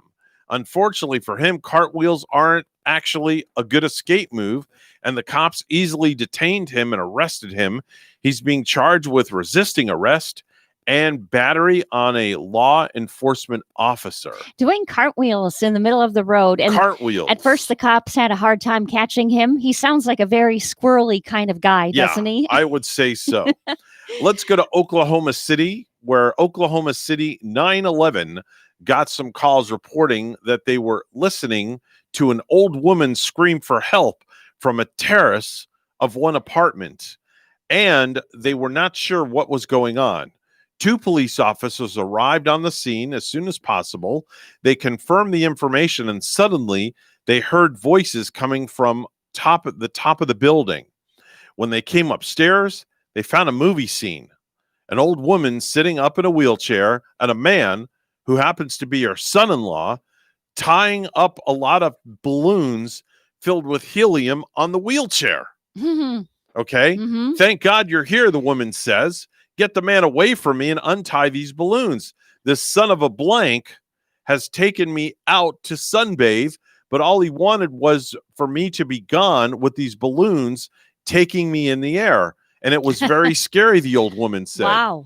Police managed to rescue the old lady out of the chair, and as soon as she got up from the chair floated away. Really? Yes. He had that many balloons tied to the chair? He had those heavy-duty industrial helium balloons. Whoa. The chair floated away. Oh, I want to try that at home. No, don't do that. But not with a person in it. No. I just want to tie some balloons like to something and watch something. Carrie will think you're float missing away. a chicken nugget in your Happy Meal, for God's sake. It'll be like a science project. No, you can't do that.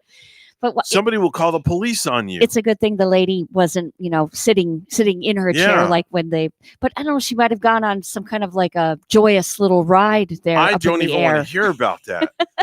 But don't even think about Man. trying that at home. Yeah. Folks, don't try that at home, please. If you want to get rid of a loved one, God, don't let them float away to the heavens like that. Wow. Yeah. Yeah. Don't do that. We'll have to get emergency pilots. That's stupidity at its best. Rescuing them right out of the I air. hope they contacted the FAA, find out if they had clearance to launch the wheelchair. Right. A software engineer allegedly hacks into the database of his former company and deleting selective information in order to get back his job, which he lost during the lockdown. The engineer, identified as Vikesh Sharma, has been arrested this past Thursday based on a complaint lodged by the CEO of the private company. Police launched a probe into the matter and tracked the IP address. So the guy gets fired. He hacks into the database to get his job back, deleting selective information because he's the only one that can actually fix what was wrong. So he gets fired, and then they call him back, and then they found out that he was the one that did all the hacking. Well, why not try, right? You're already fired. Why not try to get rid of the misinformation or the information that you want to be misinformation? What else? Yeah. What else could possibly happen? A young Florida woman who loves to swim in the nude found herself in some legal trouble thanks to her Canadian neighbor security camera setup. Capri Wiederman, 22 years old, was arrested for trespassing and burglary after allegedly repeatedly going skinny dipping at their neighbor's house. In their neighbor's pool. Yes. The young woman apparently thought nobody was home and nobody would be wiser. But, now it's 2020, Bonnie, and cameras are everywhere. Yeah, they are. So Unfortunately, they are. The neighbor was watching from far away and says his pool cage was cut open and a steak knife was found at the scene. Now, the Charlotte County deputies found cigarettes, keys, women's underwear, and the steak knife left behind at the pool. Wow. The neighbor has been unable to travel back to Florida because of COVID-related travel restrictions and said the woman has repeatedly broken in and swam in the pool. The Canadian says he sent letters and put up signs, but nothing seems to work, so he had to call the police. The young woman tried to lie her way out of an arrest, but her own mother said she swims in the neighbor's pool naked every single day. What is that lady? Is she crazy? Is Right? she also crazy and ignorant? You can't make this stuff up. No. No. Does it say what part of Florida that was? Yeah, that was up in let me see here, Charlotte County, Florida. Charlotte County. Yeah. Yeah. So she's 22, probably going on 14. Maybe she just has to grow up a little bit. She's got to do a lot more than grow up. That's Get rid all I of that got to say. insanity. Let's go to Illinois. Lastly, an Illinois woman is accused of hitting her boyfriend with a machete after he peed the bed. The boyfriend pees the bed, so the woman hits her boyfriend in the head with the machete. Wow. The girlfriend is accused of becoming upset and grabbing the weapon after realizing the guy peed in the bed, according to the Lake County Sheriff's Office. Okay. Deputies went to the couple's home in Deer Park on Sunday evening and met with the 39-year-old man who had a serious wound to his head, cops say. The man was taken to the hospital, and he's likely to recover from his injuries. Mm-hmm. So note to self, if you have a weak bladder and you're laying in bed with your significant other, make sure and make it to the restroom, whatever you do. You can always get a shipment of Depends from Amazon too. Yes, order some Depends from Amazon, and then you'll be all set. Yeah. And then you won't have to worry about peeing in the bed. And also, by the way, when you go to bed at night, make sure there's no machetes laying around in the house. Yeah, I don't know if I would be more terrified of somebody peeing in my bed or somebody at my bedside with that machete handy. I think both of them sound a little bit crazy. Wow. Yeah. That's extreme. We're really hearing about some crazy ones today, Evan. That's some really extreme stuff. Yeah. I have never heard about that kind of a story before. I'm gonna have to consult Boz on that one. Well, I'm gonna have to ask Boz what the most extreme story that he's ever heard before. Yeah, the most extreme story out of Martin County. Yeah, definitely so. 7:43 right now. Let's go to the news desk, where Bonnie's standing by with the latest headlines for a Friday. Take it away, Bonnie. Thank you, Evan. We now have a Category 1 hurricane to watch out for. Isaias is packing winds of 80 miles an hour and forecast to move up the east coast of Florida this weekend. At the National Hurricane Center, Dennis Felchen advises you to closely monitor the situation. People look at the forecast now and think, oh, okay, I'm in the clear. And then 2 or 3 days later, they're shocked that all of a sudden they're getting the storm. You have to keep coming back and checking. Students in Martin County are scheduled to return to class in 2 weeks, and administrators are busy making changes to keep students safe during the pandemic. Treasure Coast reporter Megan McRoberts took a guided tour of Jensen Beach High School. We can't wait to welcome our children back into the building. Preparing the school for students has been a task like no other, but Jensen Beach principal Lori Vogel says they'll be ready. There'll be 6-foot tapes and paints on the sidewalk with arrows. This is a student's first stop where staff checks their ID. This is the next stop. They come in the door. We already have the tape for social distancing down. And students will head right outside to grab breakfast. I greet them. Good morning, good morning, good morning. I double check IDs and faces and make sure they're mine. This is where breakfast will be served in additional carts spread out while students wait for the first bell. We had 2 before, but now we have 4. They'll be expected to continue keeping their distance. How do you make sure kids aren't grouping up even as they're walking to class? We have lots of staff on duty in the morning. They'll find arrows showing them a one-way route. So you can see that we've already started the arrows. All the way to their building. So everyone will go this way. Then once inside, the arrows guide students in one way to their class. All the traffic in this hallway will go to the north side of the building. Laid out so students can get nearly anywhere in the school within 3 to 4 minutes, while passing COVID safety reminder signs throughout the hallways. Once in their class, this room is totally measured out. Desks will no longer be grouped together. No, they would probably be in squares of 4 or 6. Instead, spread out and facing forward. If everyone's facing forward, they're not going to get the germs from the person behind them. With no more than 25 desks in any room, unlikely to all be needed. I anticipate probably 8 to 9 kids being missing in every class. Each room will have a sanitation bucket, and while sanitation can't be guaranteed between each class, Vogel says students can sanitize their own desks. Clorox wipes, hand sanitizer, spray for the desks, wipes for computers, and gloves for whatever they might need. Now let's say it's lunchtime. There are more one-way arrows guiding them outside. Because we're going to have tables with umbrellas all spread out so the kids can social distance outside here. Cafeteria carts spread out all over this courtyard. We're going to spread everybody out as far as we can. And when weather takes a turn. If there's heavy rain, we have a gymnasium. We have an auditorium lobby, a gym lobby, and the cafeteria. There will be more hand washing stations and sanitizers here too. And if they're in the cafeteria, that will also have a much lower capacity. We're not anticipating more than 100 or 150 in here, if that. We're going to encourage everyone we can to eat outside. Vogel says she feels ready to help children feel safe and excited about coming back. Lastly, the Magic Kingdom at Walt Disney World is being called the best theme park in the world. According to TripAdvisor's annual Traveler's Choice Awards, the Magic Kingdom knocked Universal Orlando's Islands of Adventure out of the top spot.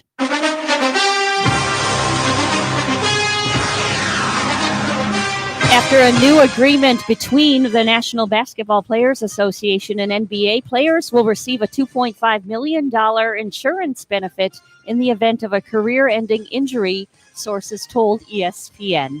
The NBPA had been pushing for a raise in the permanent disability policy that previously paid out approximately $312,000 in these cases. The insurance covers career-ending injuries sustained on and off court, including complications caused by COVID-19, sources said. News time at 7:48. Weather and traffic together are next.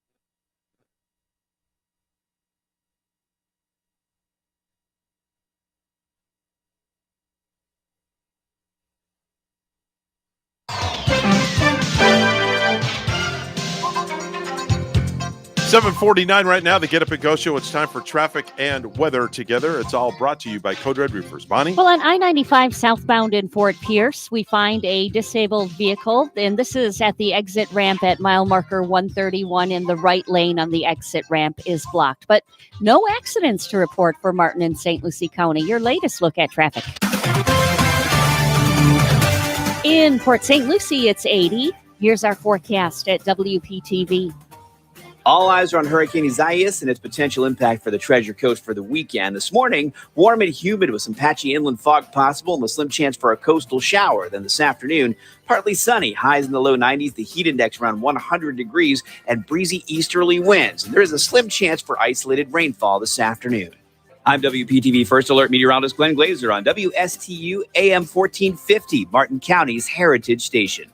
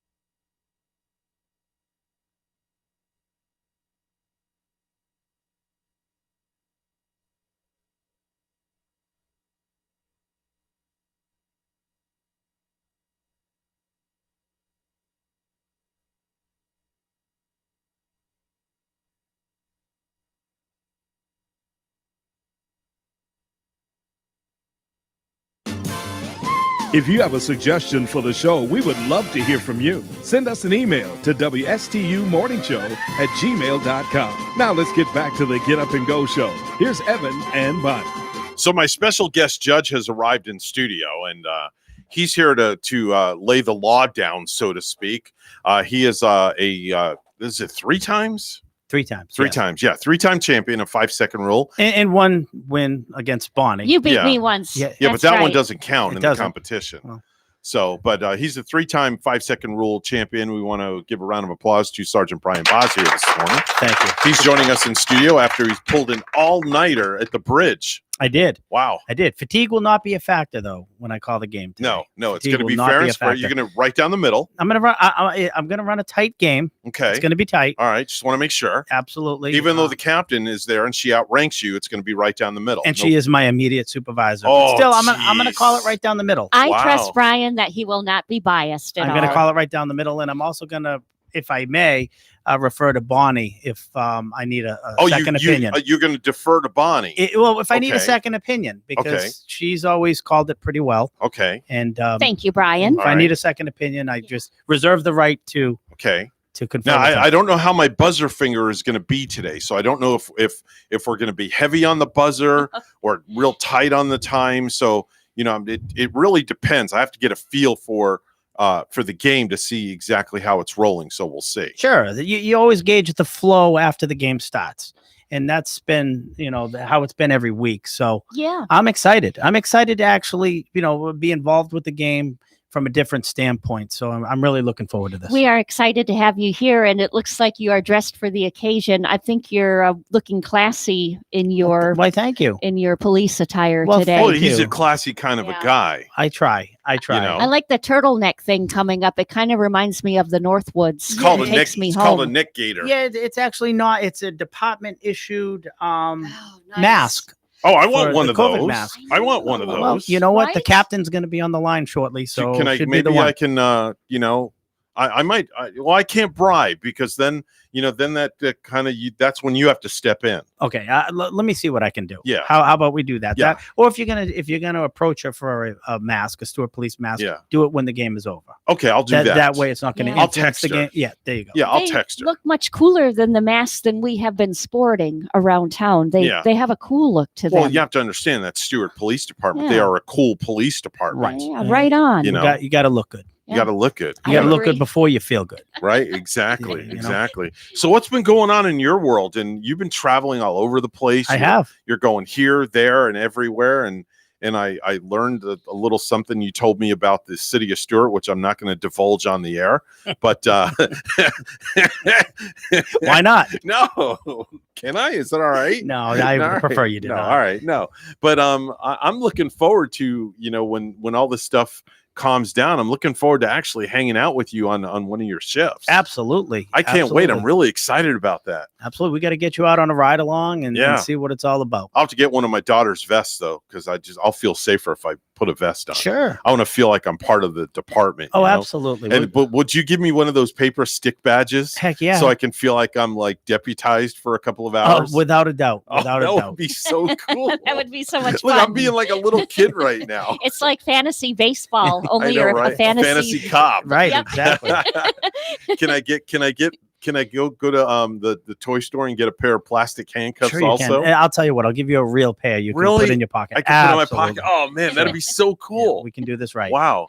And Evan, when you come But I back, can't carry though. I can't carry when I'm riding because that's not allowed Well, by you law. can always get the plastic gun and and the walkie-talkie and the handcuffs. So if you get that package, Yeah. just bring it along. and I also want Evan to do a demonstration do with that. a Watch, I'm canine. gonna do that. Get All one right. of those heavy-duty gloves, Evan, and have the no. dog bite the glove, and you're going to lift it right in the air. Oh, For we can us. make that happen too. No, that's not gonna happen. Trust me. What about a taser gun from? Oh, jeez, Listen, Bonnie, come on. all he has to Look do at is what sign the you're doing waiver, to and I'll me. be happy God, to you want oblige. to tase me? You want to put the canine to me? What else do you want to do to me? No, I thought Then- maybe then you'll I'll do the get- casing. I mean, then I'll just get my subscription to Art Magazine and I'll be all set. Jeez. You might have to after all that. Wow. Man, thank God I got health insurance. Wow. Yeah. Please, no, I don't want to put the bite sleeve on. I've seen what those dogs can do. My daughter has one. Oh, I know. Trust me. Yeah, we saw a demonstration of it a couple of times. That's nasty. They're amazing. Yeah, And the the- canine dogs. Yeah, they're absolutely amazing. Yeah. And the officers that handle them well, you can Yeah. tell they're just like perfect friends. And Oh, the trust- absolutely. Well, they become family, really. Yeah, definitely so. Hey, we got to step back for a moment. We're coming up top of the hour news, and then our next round of 5-second rule with the Stewart Police Department right here at WSTU Stewart, Martin County's Heritage Station. The news is coming on next. Don't go anywhere.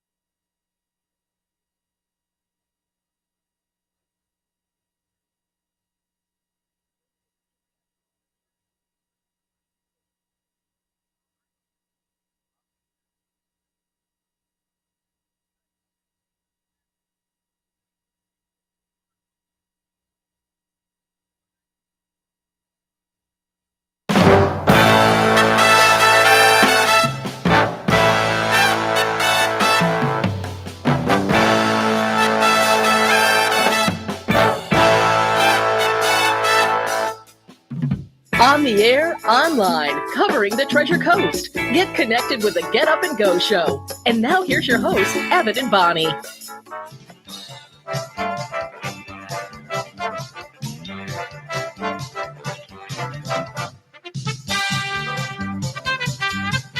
I hope I turn my mic on. Let me get my announcer voice on.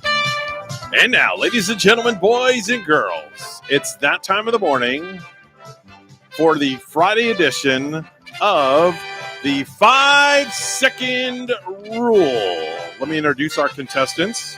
First, she is a returning champion.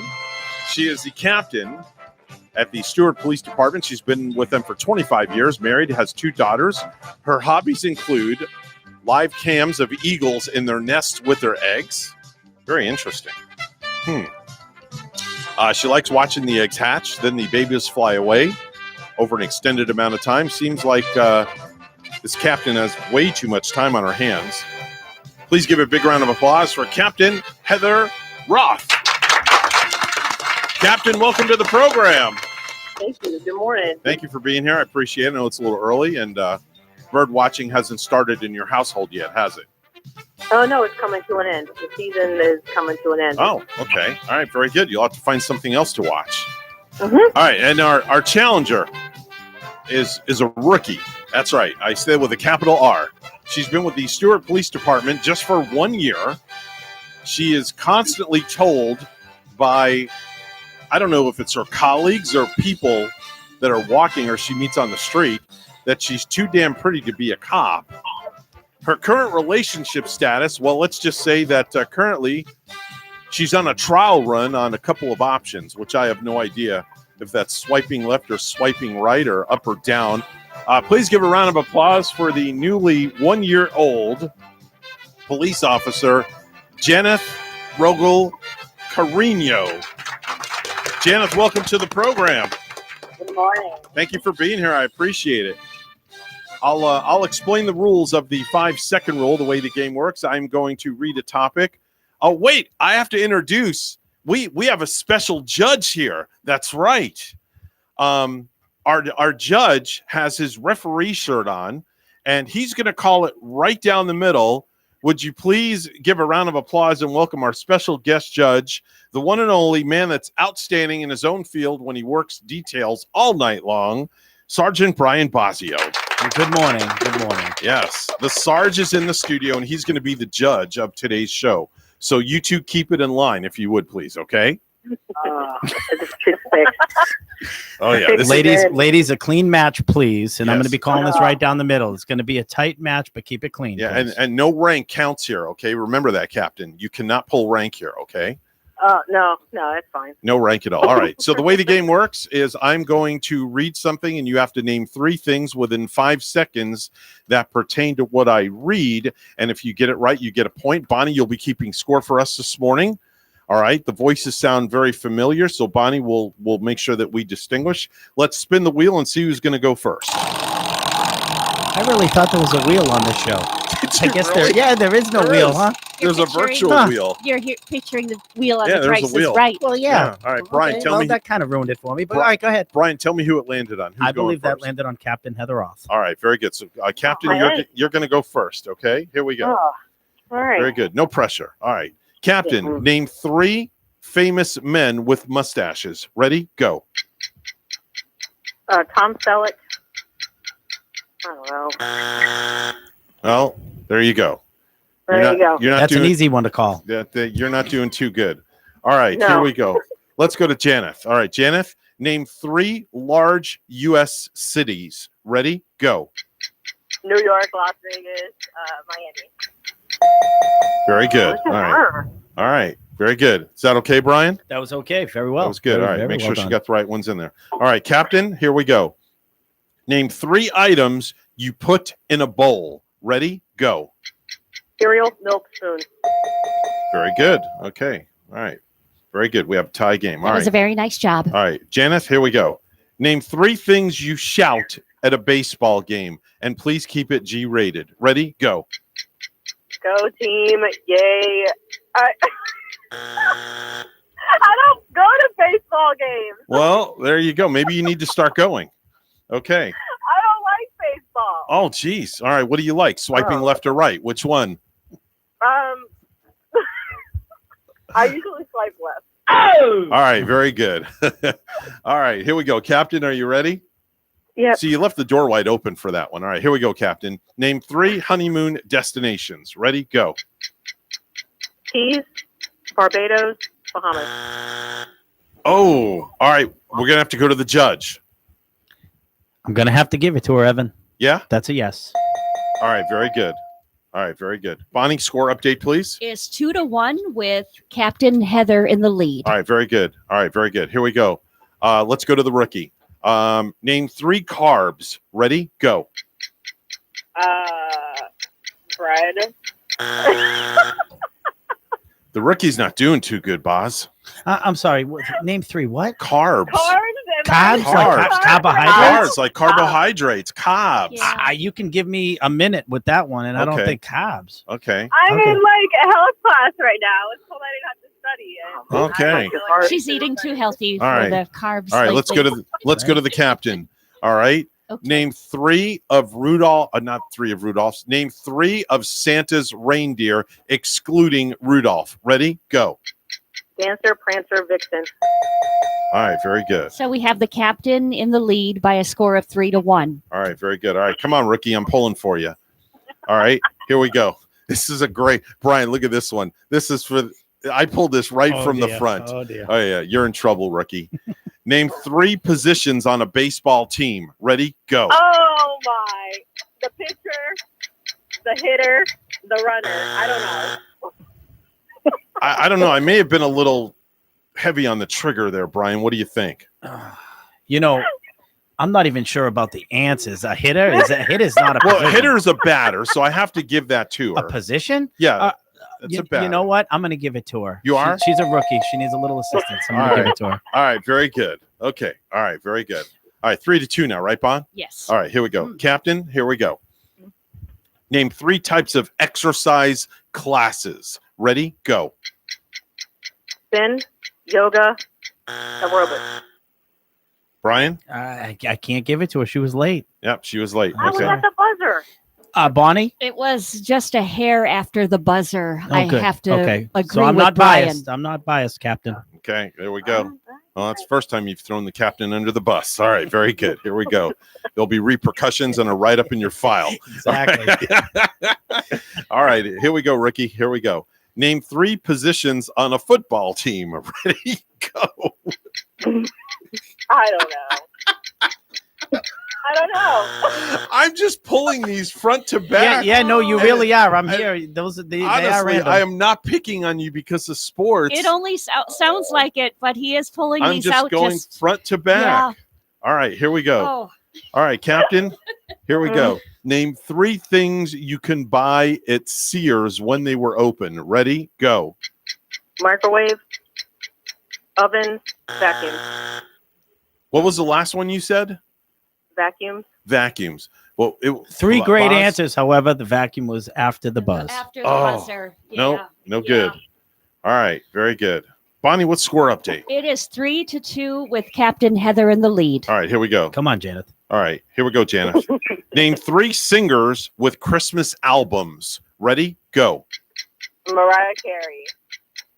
That's all I can think of.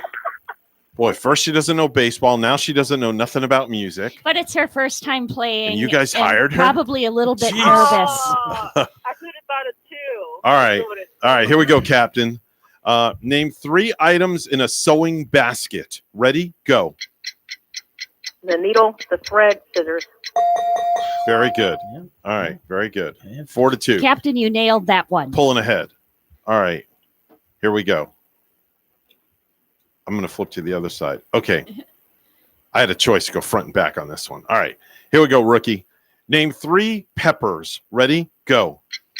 Ghost pepper, jalapeno pepper, chili pepper. I'm going to give it to her. That's a yes. Yeah, okay. All Absolutely. right, very good. Yeah, well done, Janet. Yeah, she got it in there. Okay, very good. All right, 4-3. Here we go. Captain, name 3 celebrity chefs. Ready? Go.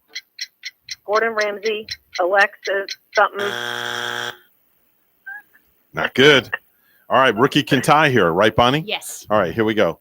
Name 3 things you would use to set the table. Ready? Go. Plate, fork, knife, napkin. She gave me 4. She gave him 4. Wow. Wow. Look at her. Wait a Well, minute, what- she's she new. over- She's an overachiever. Was she looking for extra credit here or what? No extra point for it, but it was great. And Okay. now it's a tie. Okay, so we have a tie game, and now we are officially running out of time. So now we're going to a tie breaker. Okay, here we go. Whose turn is it? It's Captain's It is time? Captain Heather's. All right, here we go, Captain. All right, this is for the lead. Name 3 musical movies. Ready? Go. Dancing in the Rain, Hello, Dolly. Okay, Nice here we go. attempt. Now, this is for the win. This one is This for is the for win the right win here. because Heather did go first, right, Brian? That's correct. Okay, this is for the win, rookie. Okay, Go. here we go. Name 3 golf courses. 3 golf courses. Oh, Ready? my Go. goodness. I know there's only like PGA. That doesn't fit. Still tied. Blew it. All right, here we go. And this could be the win for This not the win. This Oh. is just to pull ahead. Just to pull ahead. Just to pull Okay, ahead. gotcha. Okay, here we go, Heather. Name 3 of the Jackson brothers. Ready? Go. Michael. Man, Remember, Tito, choking. bring me some tissue. Yeah. Oh yeah. Nope. Sorry. All right, here we go. All right, here we go. This is for the win. Okay. What do you think, Boz? You think she's going to get it? I think she's going to get this. All right. Name 3 things found in a toolbox. Ready? Go. Hammer, screwdriver, drill. Boom. Boom. Wow. The rookie has defeated the veteran. Wow. Good job. I'm shocked. Boz, Janet, congratulations. I am shocked. I am too. Frankly, I'm shocked as well. I'm shocked. I am as well. The rookie has defeated the captain. Wow. But in a Good for close her. run again, it was like a really close game, and I do Okay. have to hand it to the rookie because it sounds like she got some questions that were kind of out of her ballpark per se. No pun intended. Yeah. That was a good one, That was Bonnie. good. Very That was good. a good one. All right. So, unfortunately, the captain leaves us with just 1 victory. Brian Bosio has currently, how many do you have? 3. You have 3.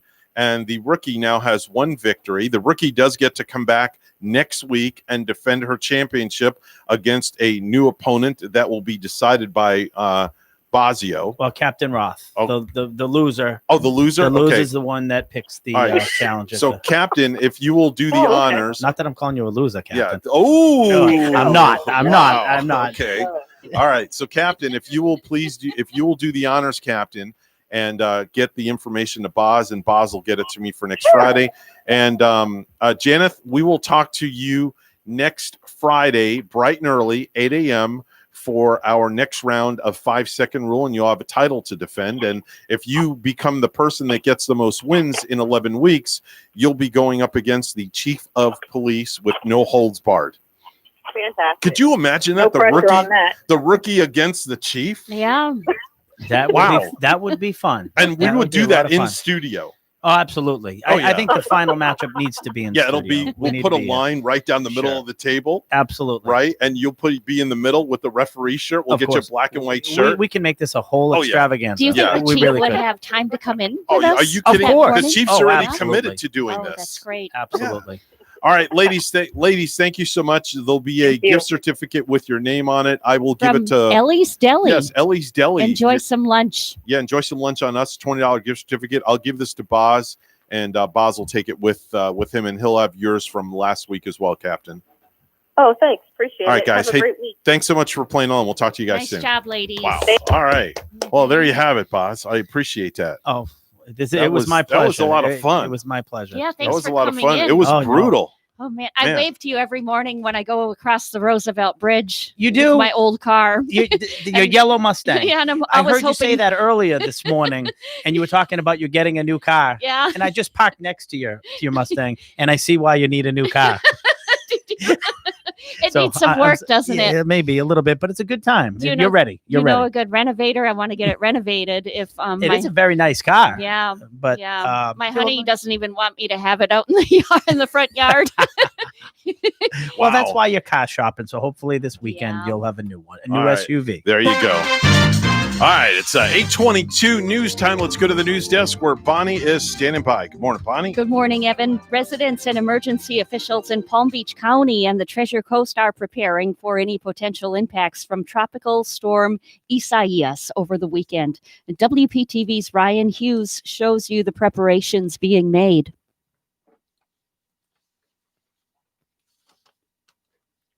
Neighborhood ahead of Tropical Storm Isaias. Sandbags are now being handed out at East Ridge Park, where many nearby homes were left flooded and unlivable last month after days of pouring rain. They have pumps in multiple locations. They still have pumps down in Hope Heights, and they are also draining retention ponds. They're cleaning up all of the debris that is in and around the main drains. Martin County is preparing for the possibility of flooding and power outages.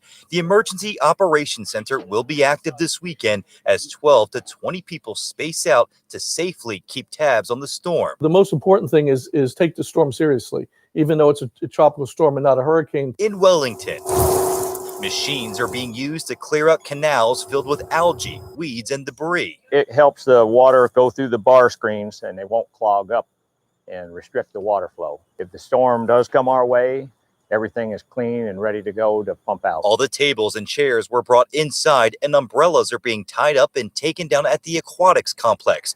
No matter where you live, you're being told to be ready. So prepare like we're going to get a hurricane. They should have their water, their batteries, their non-perishable foods. And Martin County has activated its Community Information Center from 8 to 5, where you can call in with questions or issues related to the storm. We did put that number on our website at WPTV.com. Just click on this story.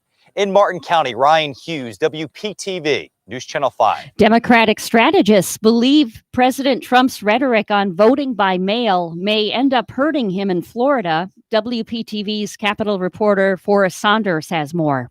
As Floridians contemplate voting by mail this November, It's not broken, so let's keep doing it, you know? I think I've always voted in person. President Trump continues throwing doubt on expansion of the practice to help ease COVID's spread. He tweeted 2020's election would be the most inaccurate and fraudulent in history, then questioned delaying the vote, a very unlikely scenario needing congressional approval. So he asked for the election to be delayed. Governor DeSantis tried to soften the president's words during an unrelated press briefing, the fellow Republican suggesting there is confusion on the issue. I support Florida's system. I would not support just mass mailing everyone a ballot, regardless of whether they've asked for it, because I do think that ends up creating avenues for fraud. Though some believe the anti-mail rhetoric is poised to undermine Democratic turnout, party strategists believe the president is hurting himself. In this case, it may backfire on him. That's Katie Merrill. Their Democratic public opinion firm recently surveyed about 900 likely Florida voters, finding a huge partisan divide on the issue. The vast majority of Trump voters, 89%, believe vote by mail increases fraud. GOP skepticism is so deep, 13% said they would be less likely to vote if automatically sent a ballot in the mail. People will not be voting, particularly actually on the Republican side. If that happens, considering how tight the race is, could it be enough to cost Trump this key swing state?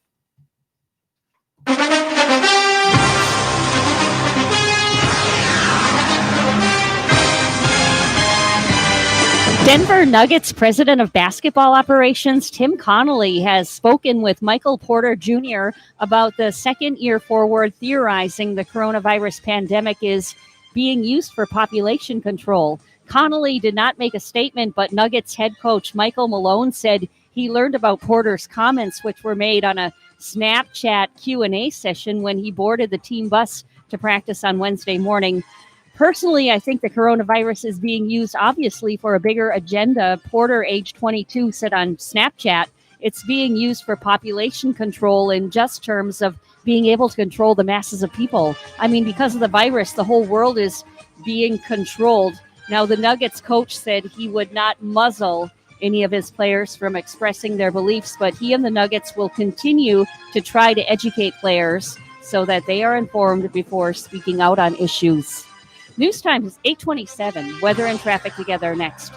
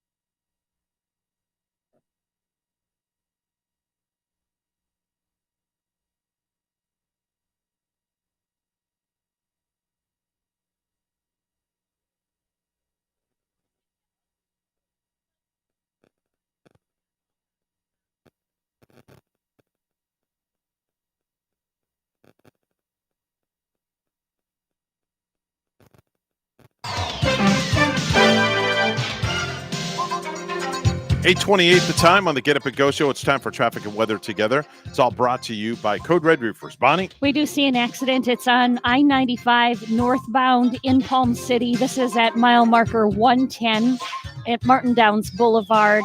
And there's not any roadblock there from that accident. No other tie-ups either. There's your latest look at traffic. 83 in Stewart, a partly cloudy sky. Here's our weekend update at WPTV.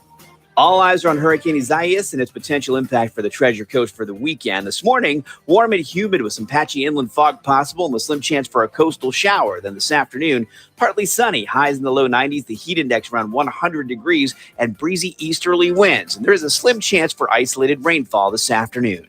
I'm WPTV First Alert meteorologist Glenn Glazer on WSTU AM 1450, Martin County's Heritage Station.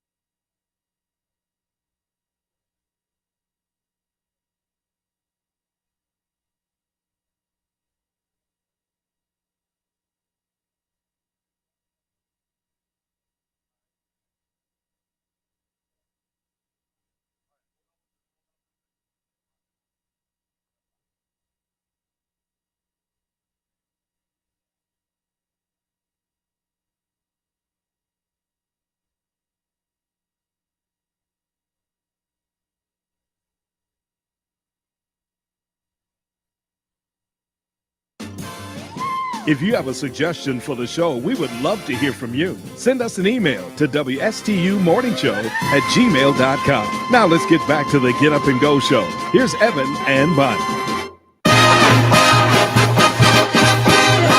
Meet the Mets, meet the Mets.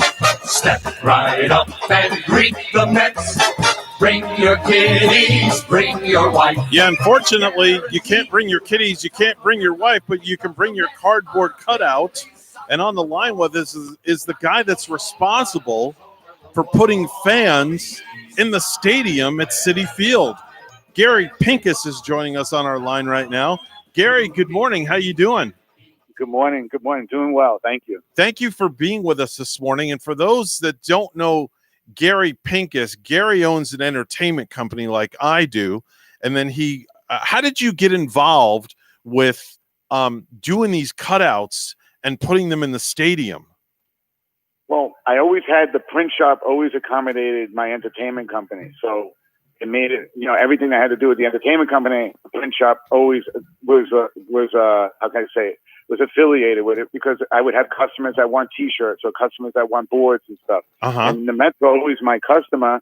And they asked me, they go, "Do you think you could do the cutouts?" And I said, "Absolutely no problem. I could do them." And I made them some samples and I showed them some video and I convinced them. But they know I'm a hard worker. They know I'm going to make sure that it's the best. And I'm going to give them 100% effort in doing it.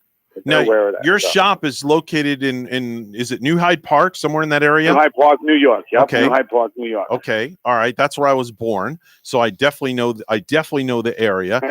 So now the process is, any Mets fan or any fan can go to Mets.com and they can click on a button, and it's like $80-something, right, to get your cutout. It's Mets.com/cutouts, and yeah, they upload it's $86. They upload their photos, and people who are renewing their season tickets get it for free. Actually, they don't charge them. So. Wow! So anybody can have a cutout. You can virtually be at all of the. I don't want to say all of the 60 games because that's not all 60 games are at home. There'll be 30 on the road and 30 in the stadium. But you can be there, and I'm noticing on TV as I watch these games, Gary, that the stands are filling up slowly but surely. There's been over 7,000 requests, and now you have over currently 3,000 cutouts in the stadium. Yeah, about around 38. We're close to 4,000 cutouts we have in the stadium because orders keep coming in. So we keep printing, and we have to make days where we could get there to keep installing, to keep putting them in, Now, do you and your staff take them to Citi Field and you install them as well, or do you send them over there? We combine with Mets people, so it's a combination of us and them doing it. But we oversee it with the Mets people, and this way we're able to make sure they're in their seats, they're where they're supposed to be, and they're tied down because it's a long season as far as we're concerned. Because you have to deal with wind and rain, and even though they're weatherproof, you still have to deal with wind and rain and all that stuff, and you don't want anything to be moved or turned sideways, sideways or whatever, I would be hoping my cutout wouldn't be catching COVID from another cutout. Yeah, right. So that's not going to happen. What is the process as far as time-wise? How many cutouts can you crank out a day? We could crank out, if we work a normal, say, 12-hour, 14-hour day, we could crank out 600 to 700 cutouts a day. What? Wow. Are you serious? You just keep. So the process is it goes through the Mets, and once the Mets get it, they go through every photo to make sure that it's okay to get printed. So what they go through them, they look at them, they make sure they're appropriate. Obviously everybody has to have Mets gear on. Then what they do is they download it into a folder. We take that folder and we edit it into the template, and then we start printing. That's how we do it. Wow. And this is on like a corrugated type of weatherproof cardboard?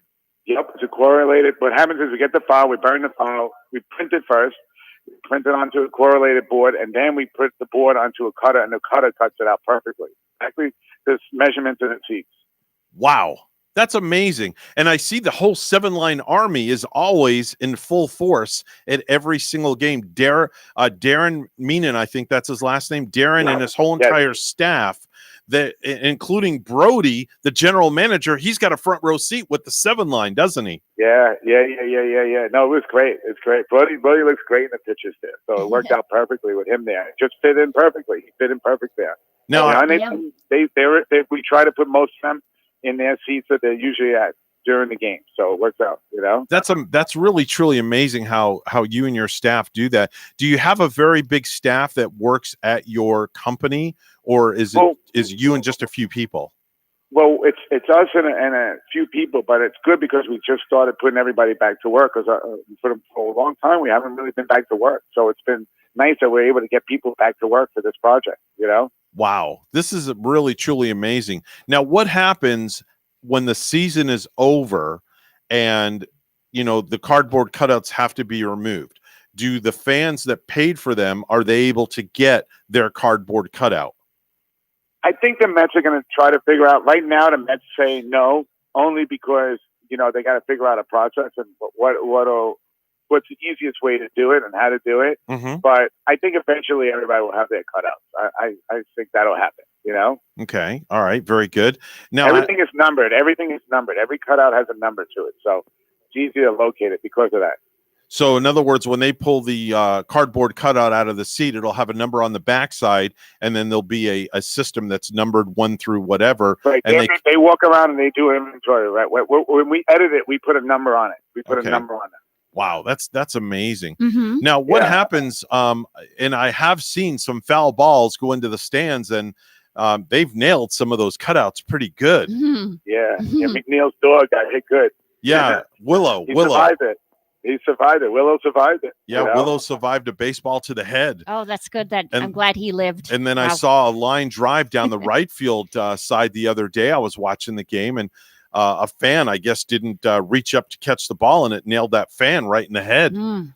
Yeah. If anything gets ruined, any of the cutouts ever get hit or destroyed or whatever, which if these things could take a beating, we'll just replace them. They'll tell us the number, and we just print another one up, and we come there and replace them right away. They're warranted. That's amazing. Yeah. They're warranted. That's a good way to put it. Good word. I don't mean to be partial here, Gary, because I work for the Mets down here at their Florida facility, but I have to tell you, I've watched a lot of Major League Baseball, and I've seen a lot of the other stadiums, and by far, hands down, I think the Mets have got everybody beat. Yeah, I think, when we did this, we had a process, not like the other stadiums, putting them on top, all the way on top, or the Cream Monster and stuff like that. We had a system. We wanted to get one area at a time and keep working on the next area.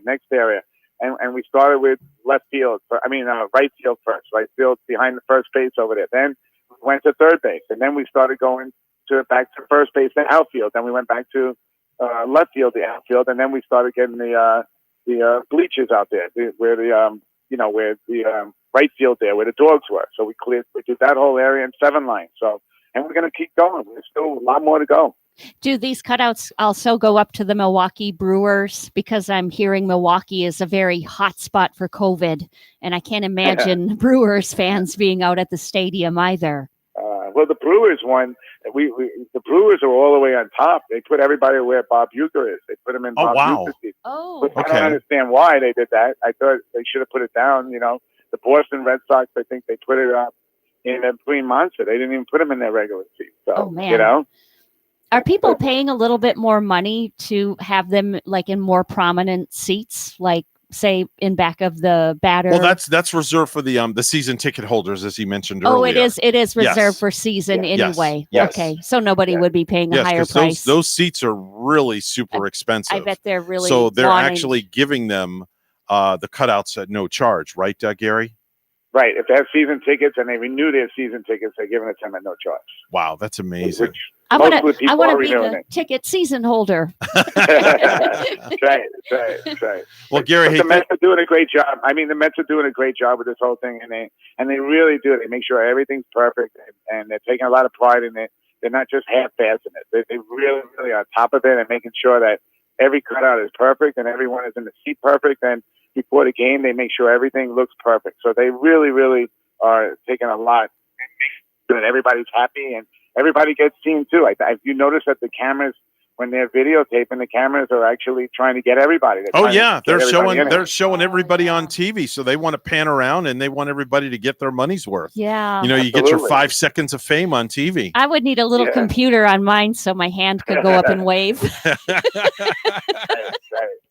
Hey, Gary, thank you. I really appreciate you joining me this morning and adopting your schedule and talking about what you do. And again, class act all the way with what you and your staff are doing and bringing a little, a little livelihood to the stadium with all the cutouts. And hopefully, what would have been great is we could have had like 50 or 60,000 cutouts and fill the entire stadium. That would have been really cool. No, we're trying to get people to do it. I mean, it's a great cause what they're giving the money to, so it really works out. Yeah, speaking of one which, more thing I just want to add real fast. Yeah. If you saw Channel 5 yesterday trying to put the fans in with the fans, I mean, it was like they were having a hard time. You could tell who looked realer. You know what I'm trying to say? Yeah. Which is great. Wow. And speaking of which, you did bring up something. Where is the money going, by the way?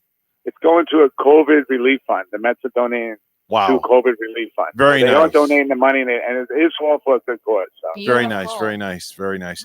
Gary Pincus, I appreciate you coming on, and you're exactly. Everybody tells me such great things about you. You have a heart as big as gold. That's what all the people.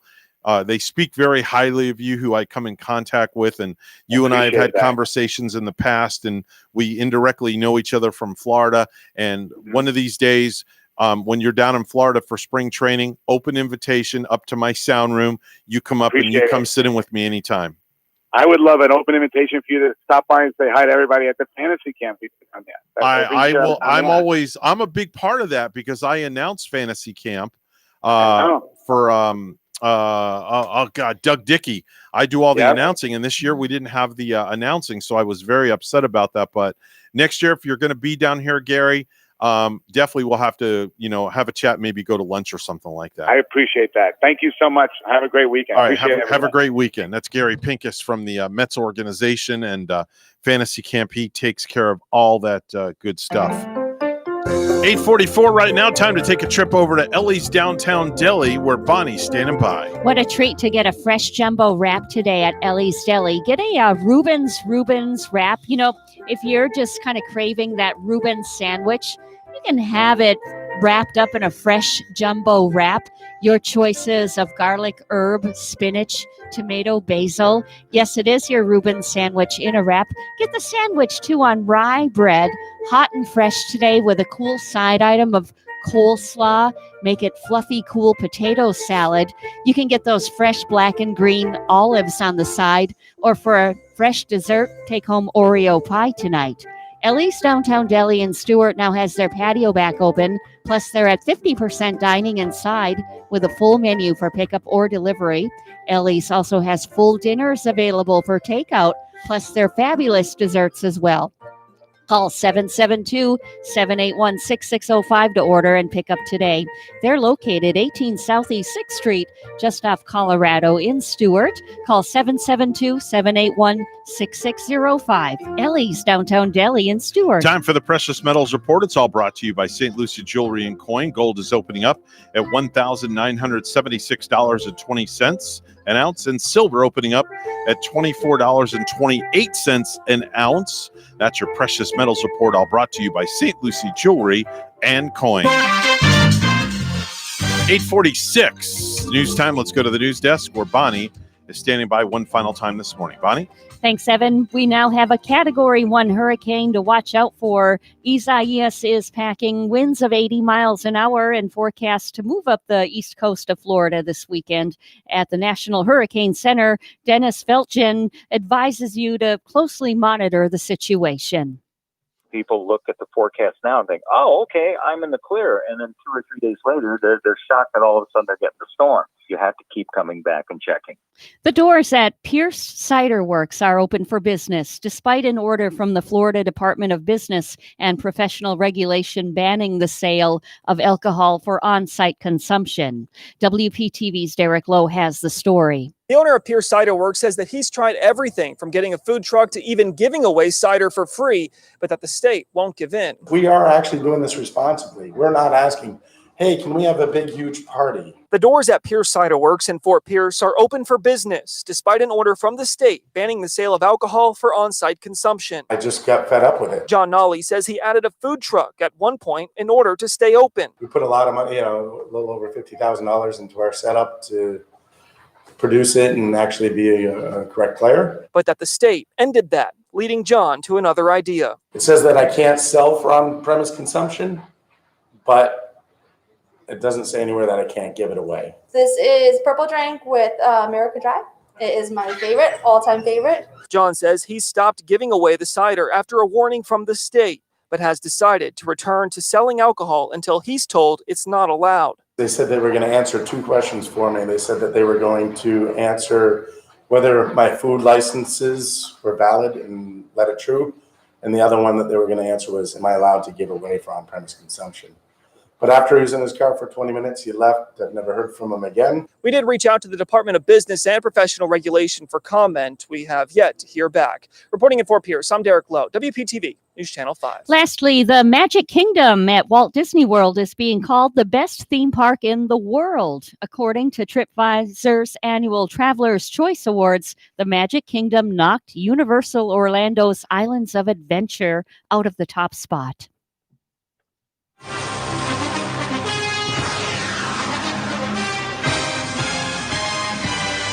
New Orleans Pelicans rookie forward Zion Williamson was cleared to play by the team and started in Thursday night's NBA restart opener against the Utah Jazz in Lake Buena Vista, Florida, and finished with 13 points, an assist, and 2 turnovers in 15 minutes in the Pelicans' 106-104 loss.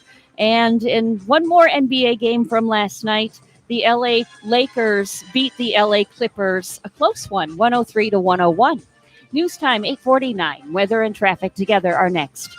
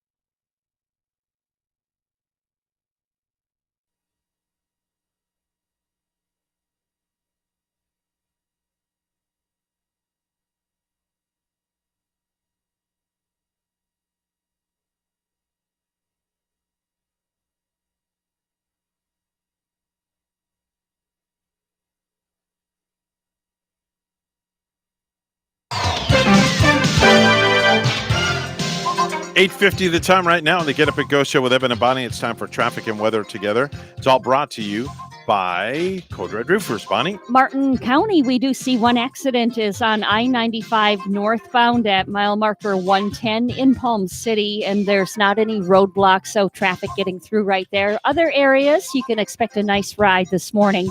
There's your latest look at traffic.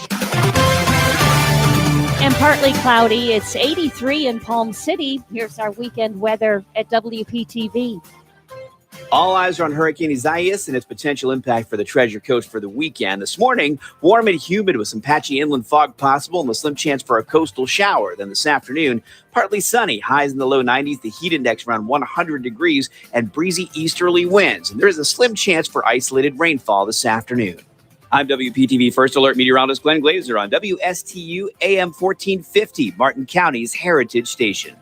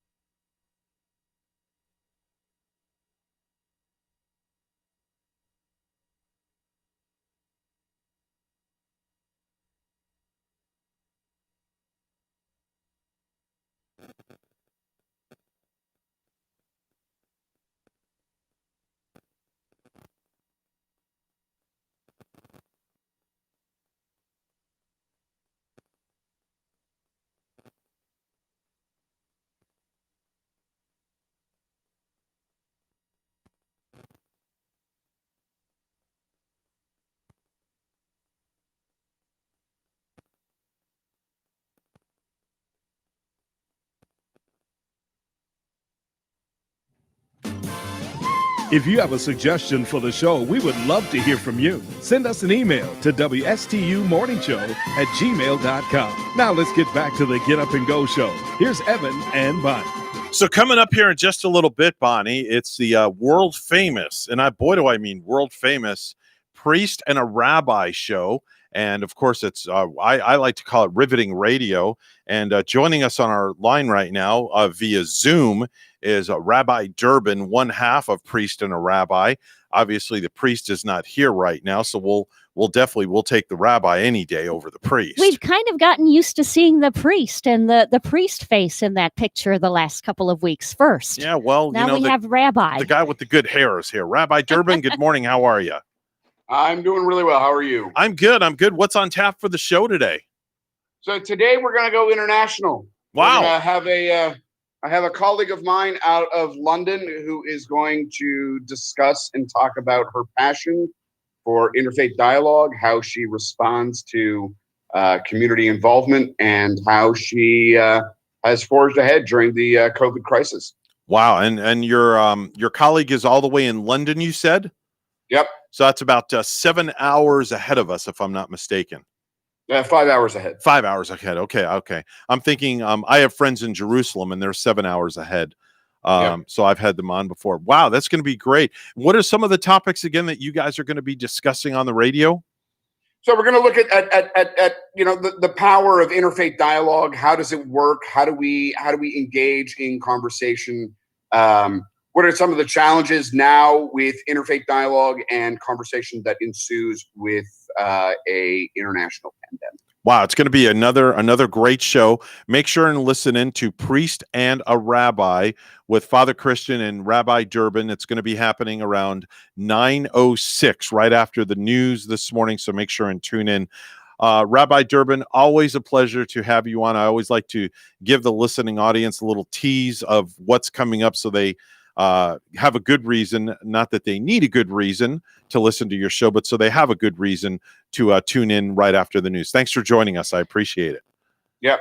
Thanks. And, I haven't been to London before either, No? so I'm hoping that Rabbi Durbin asks her a little bit about London and what's Okay. going on, and a little bit about the food. I always enjoy I enjoy traveling. That's one of the countries I've never had the pleasure of going to. I would like to go there eventually also myself.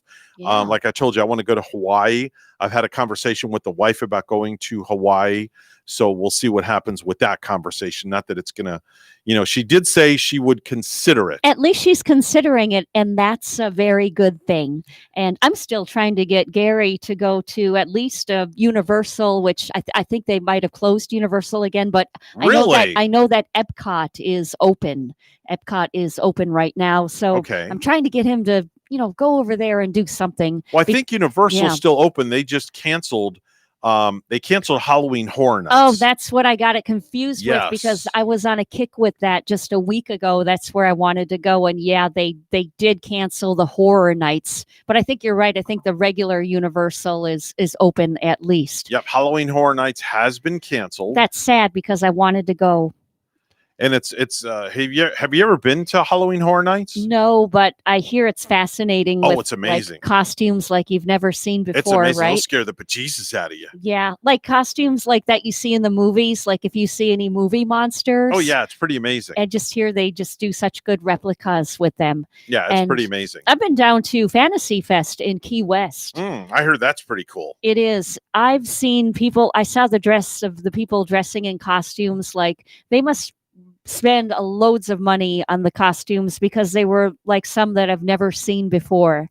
They were so intricate. Not to mention when they do the parade for Fantasy Fest right around Halloween time, people will line the streets. People will be in that parade in the nude, in the buff. In the what? With their bodies painted. Really? Yeah, with only Wow. the body paint on. So Wow. that was Okay. just like, I found that was like I wonder if they something- hang out at Blind Creek Beach. They might, those look like the people that might, but it was Okay. just something like I've never seen before. All right.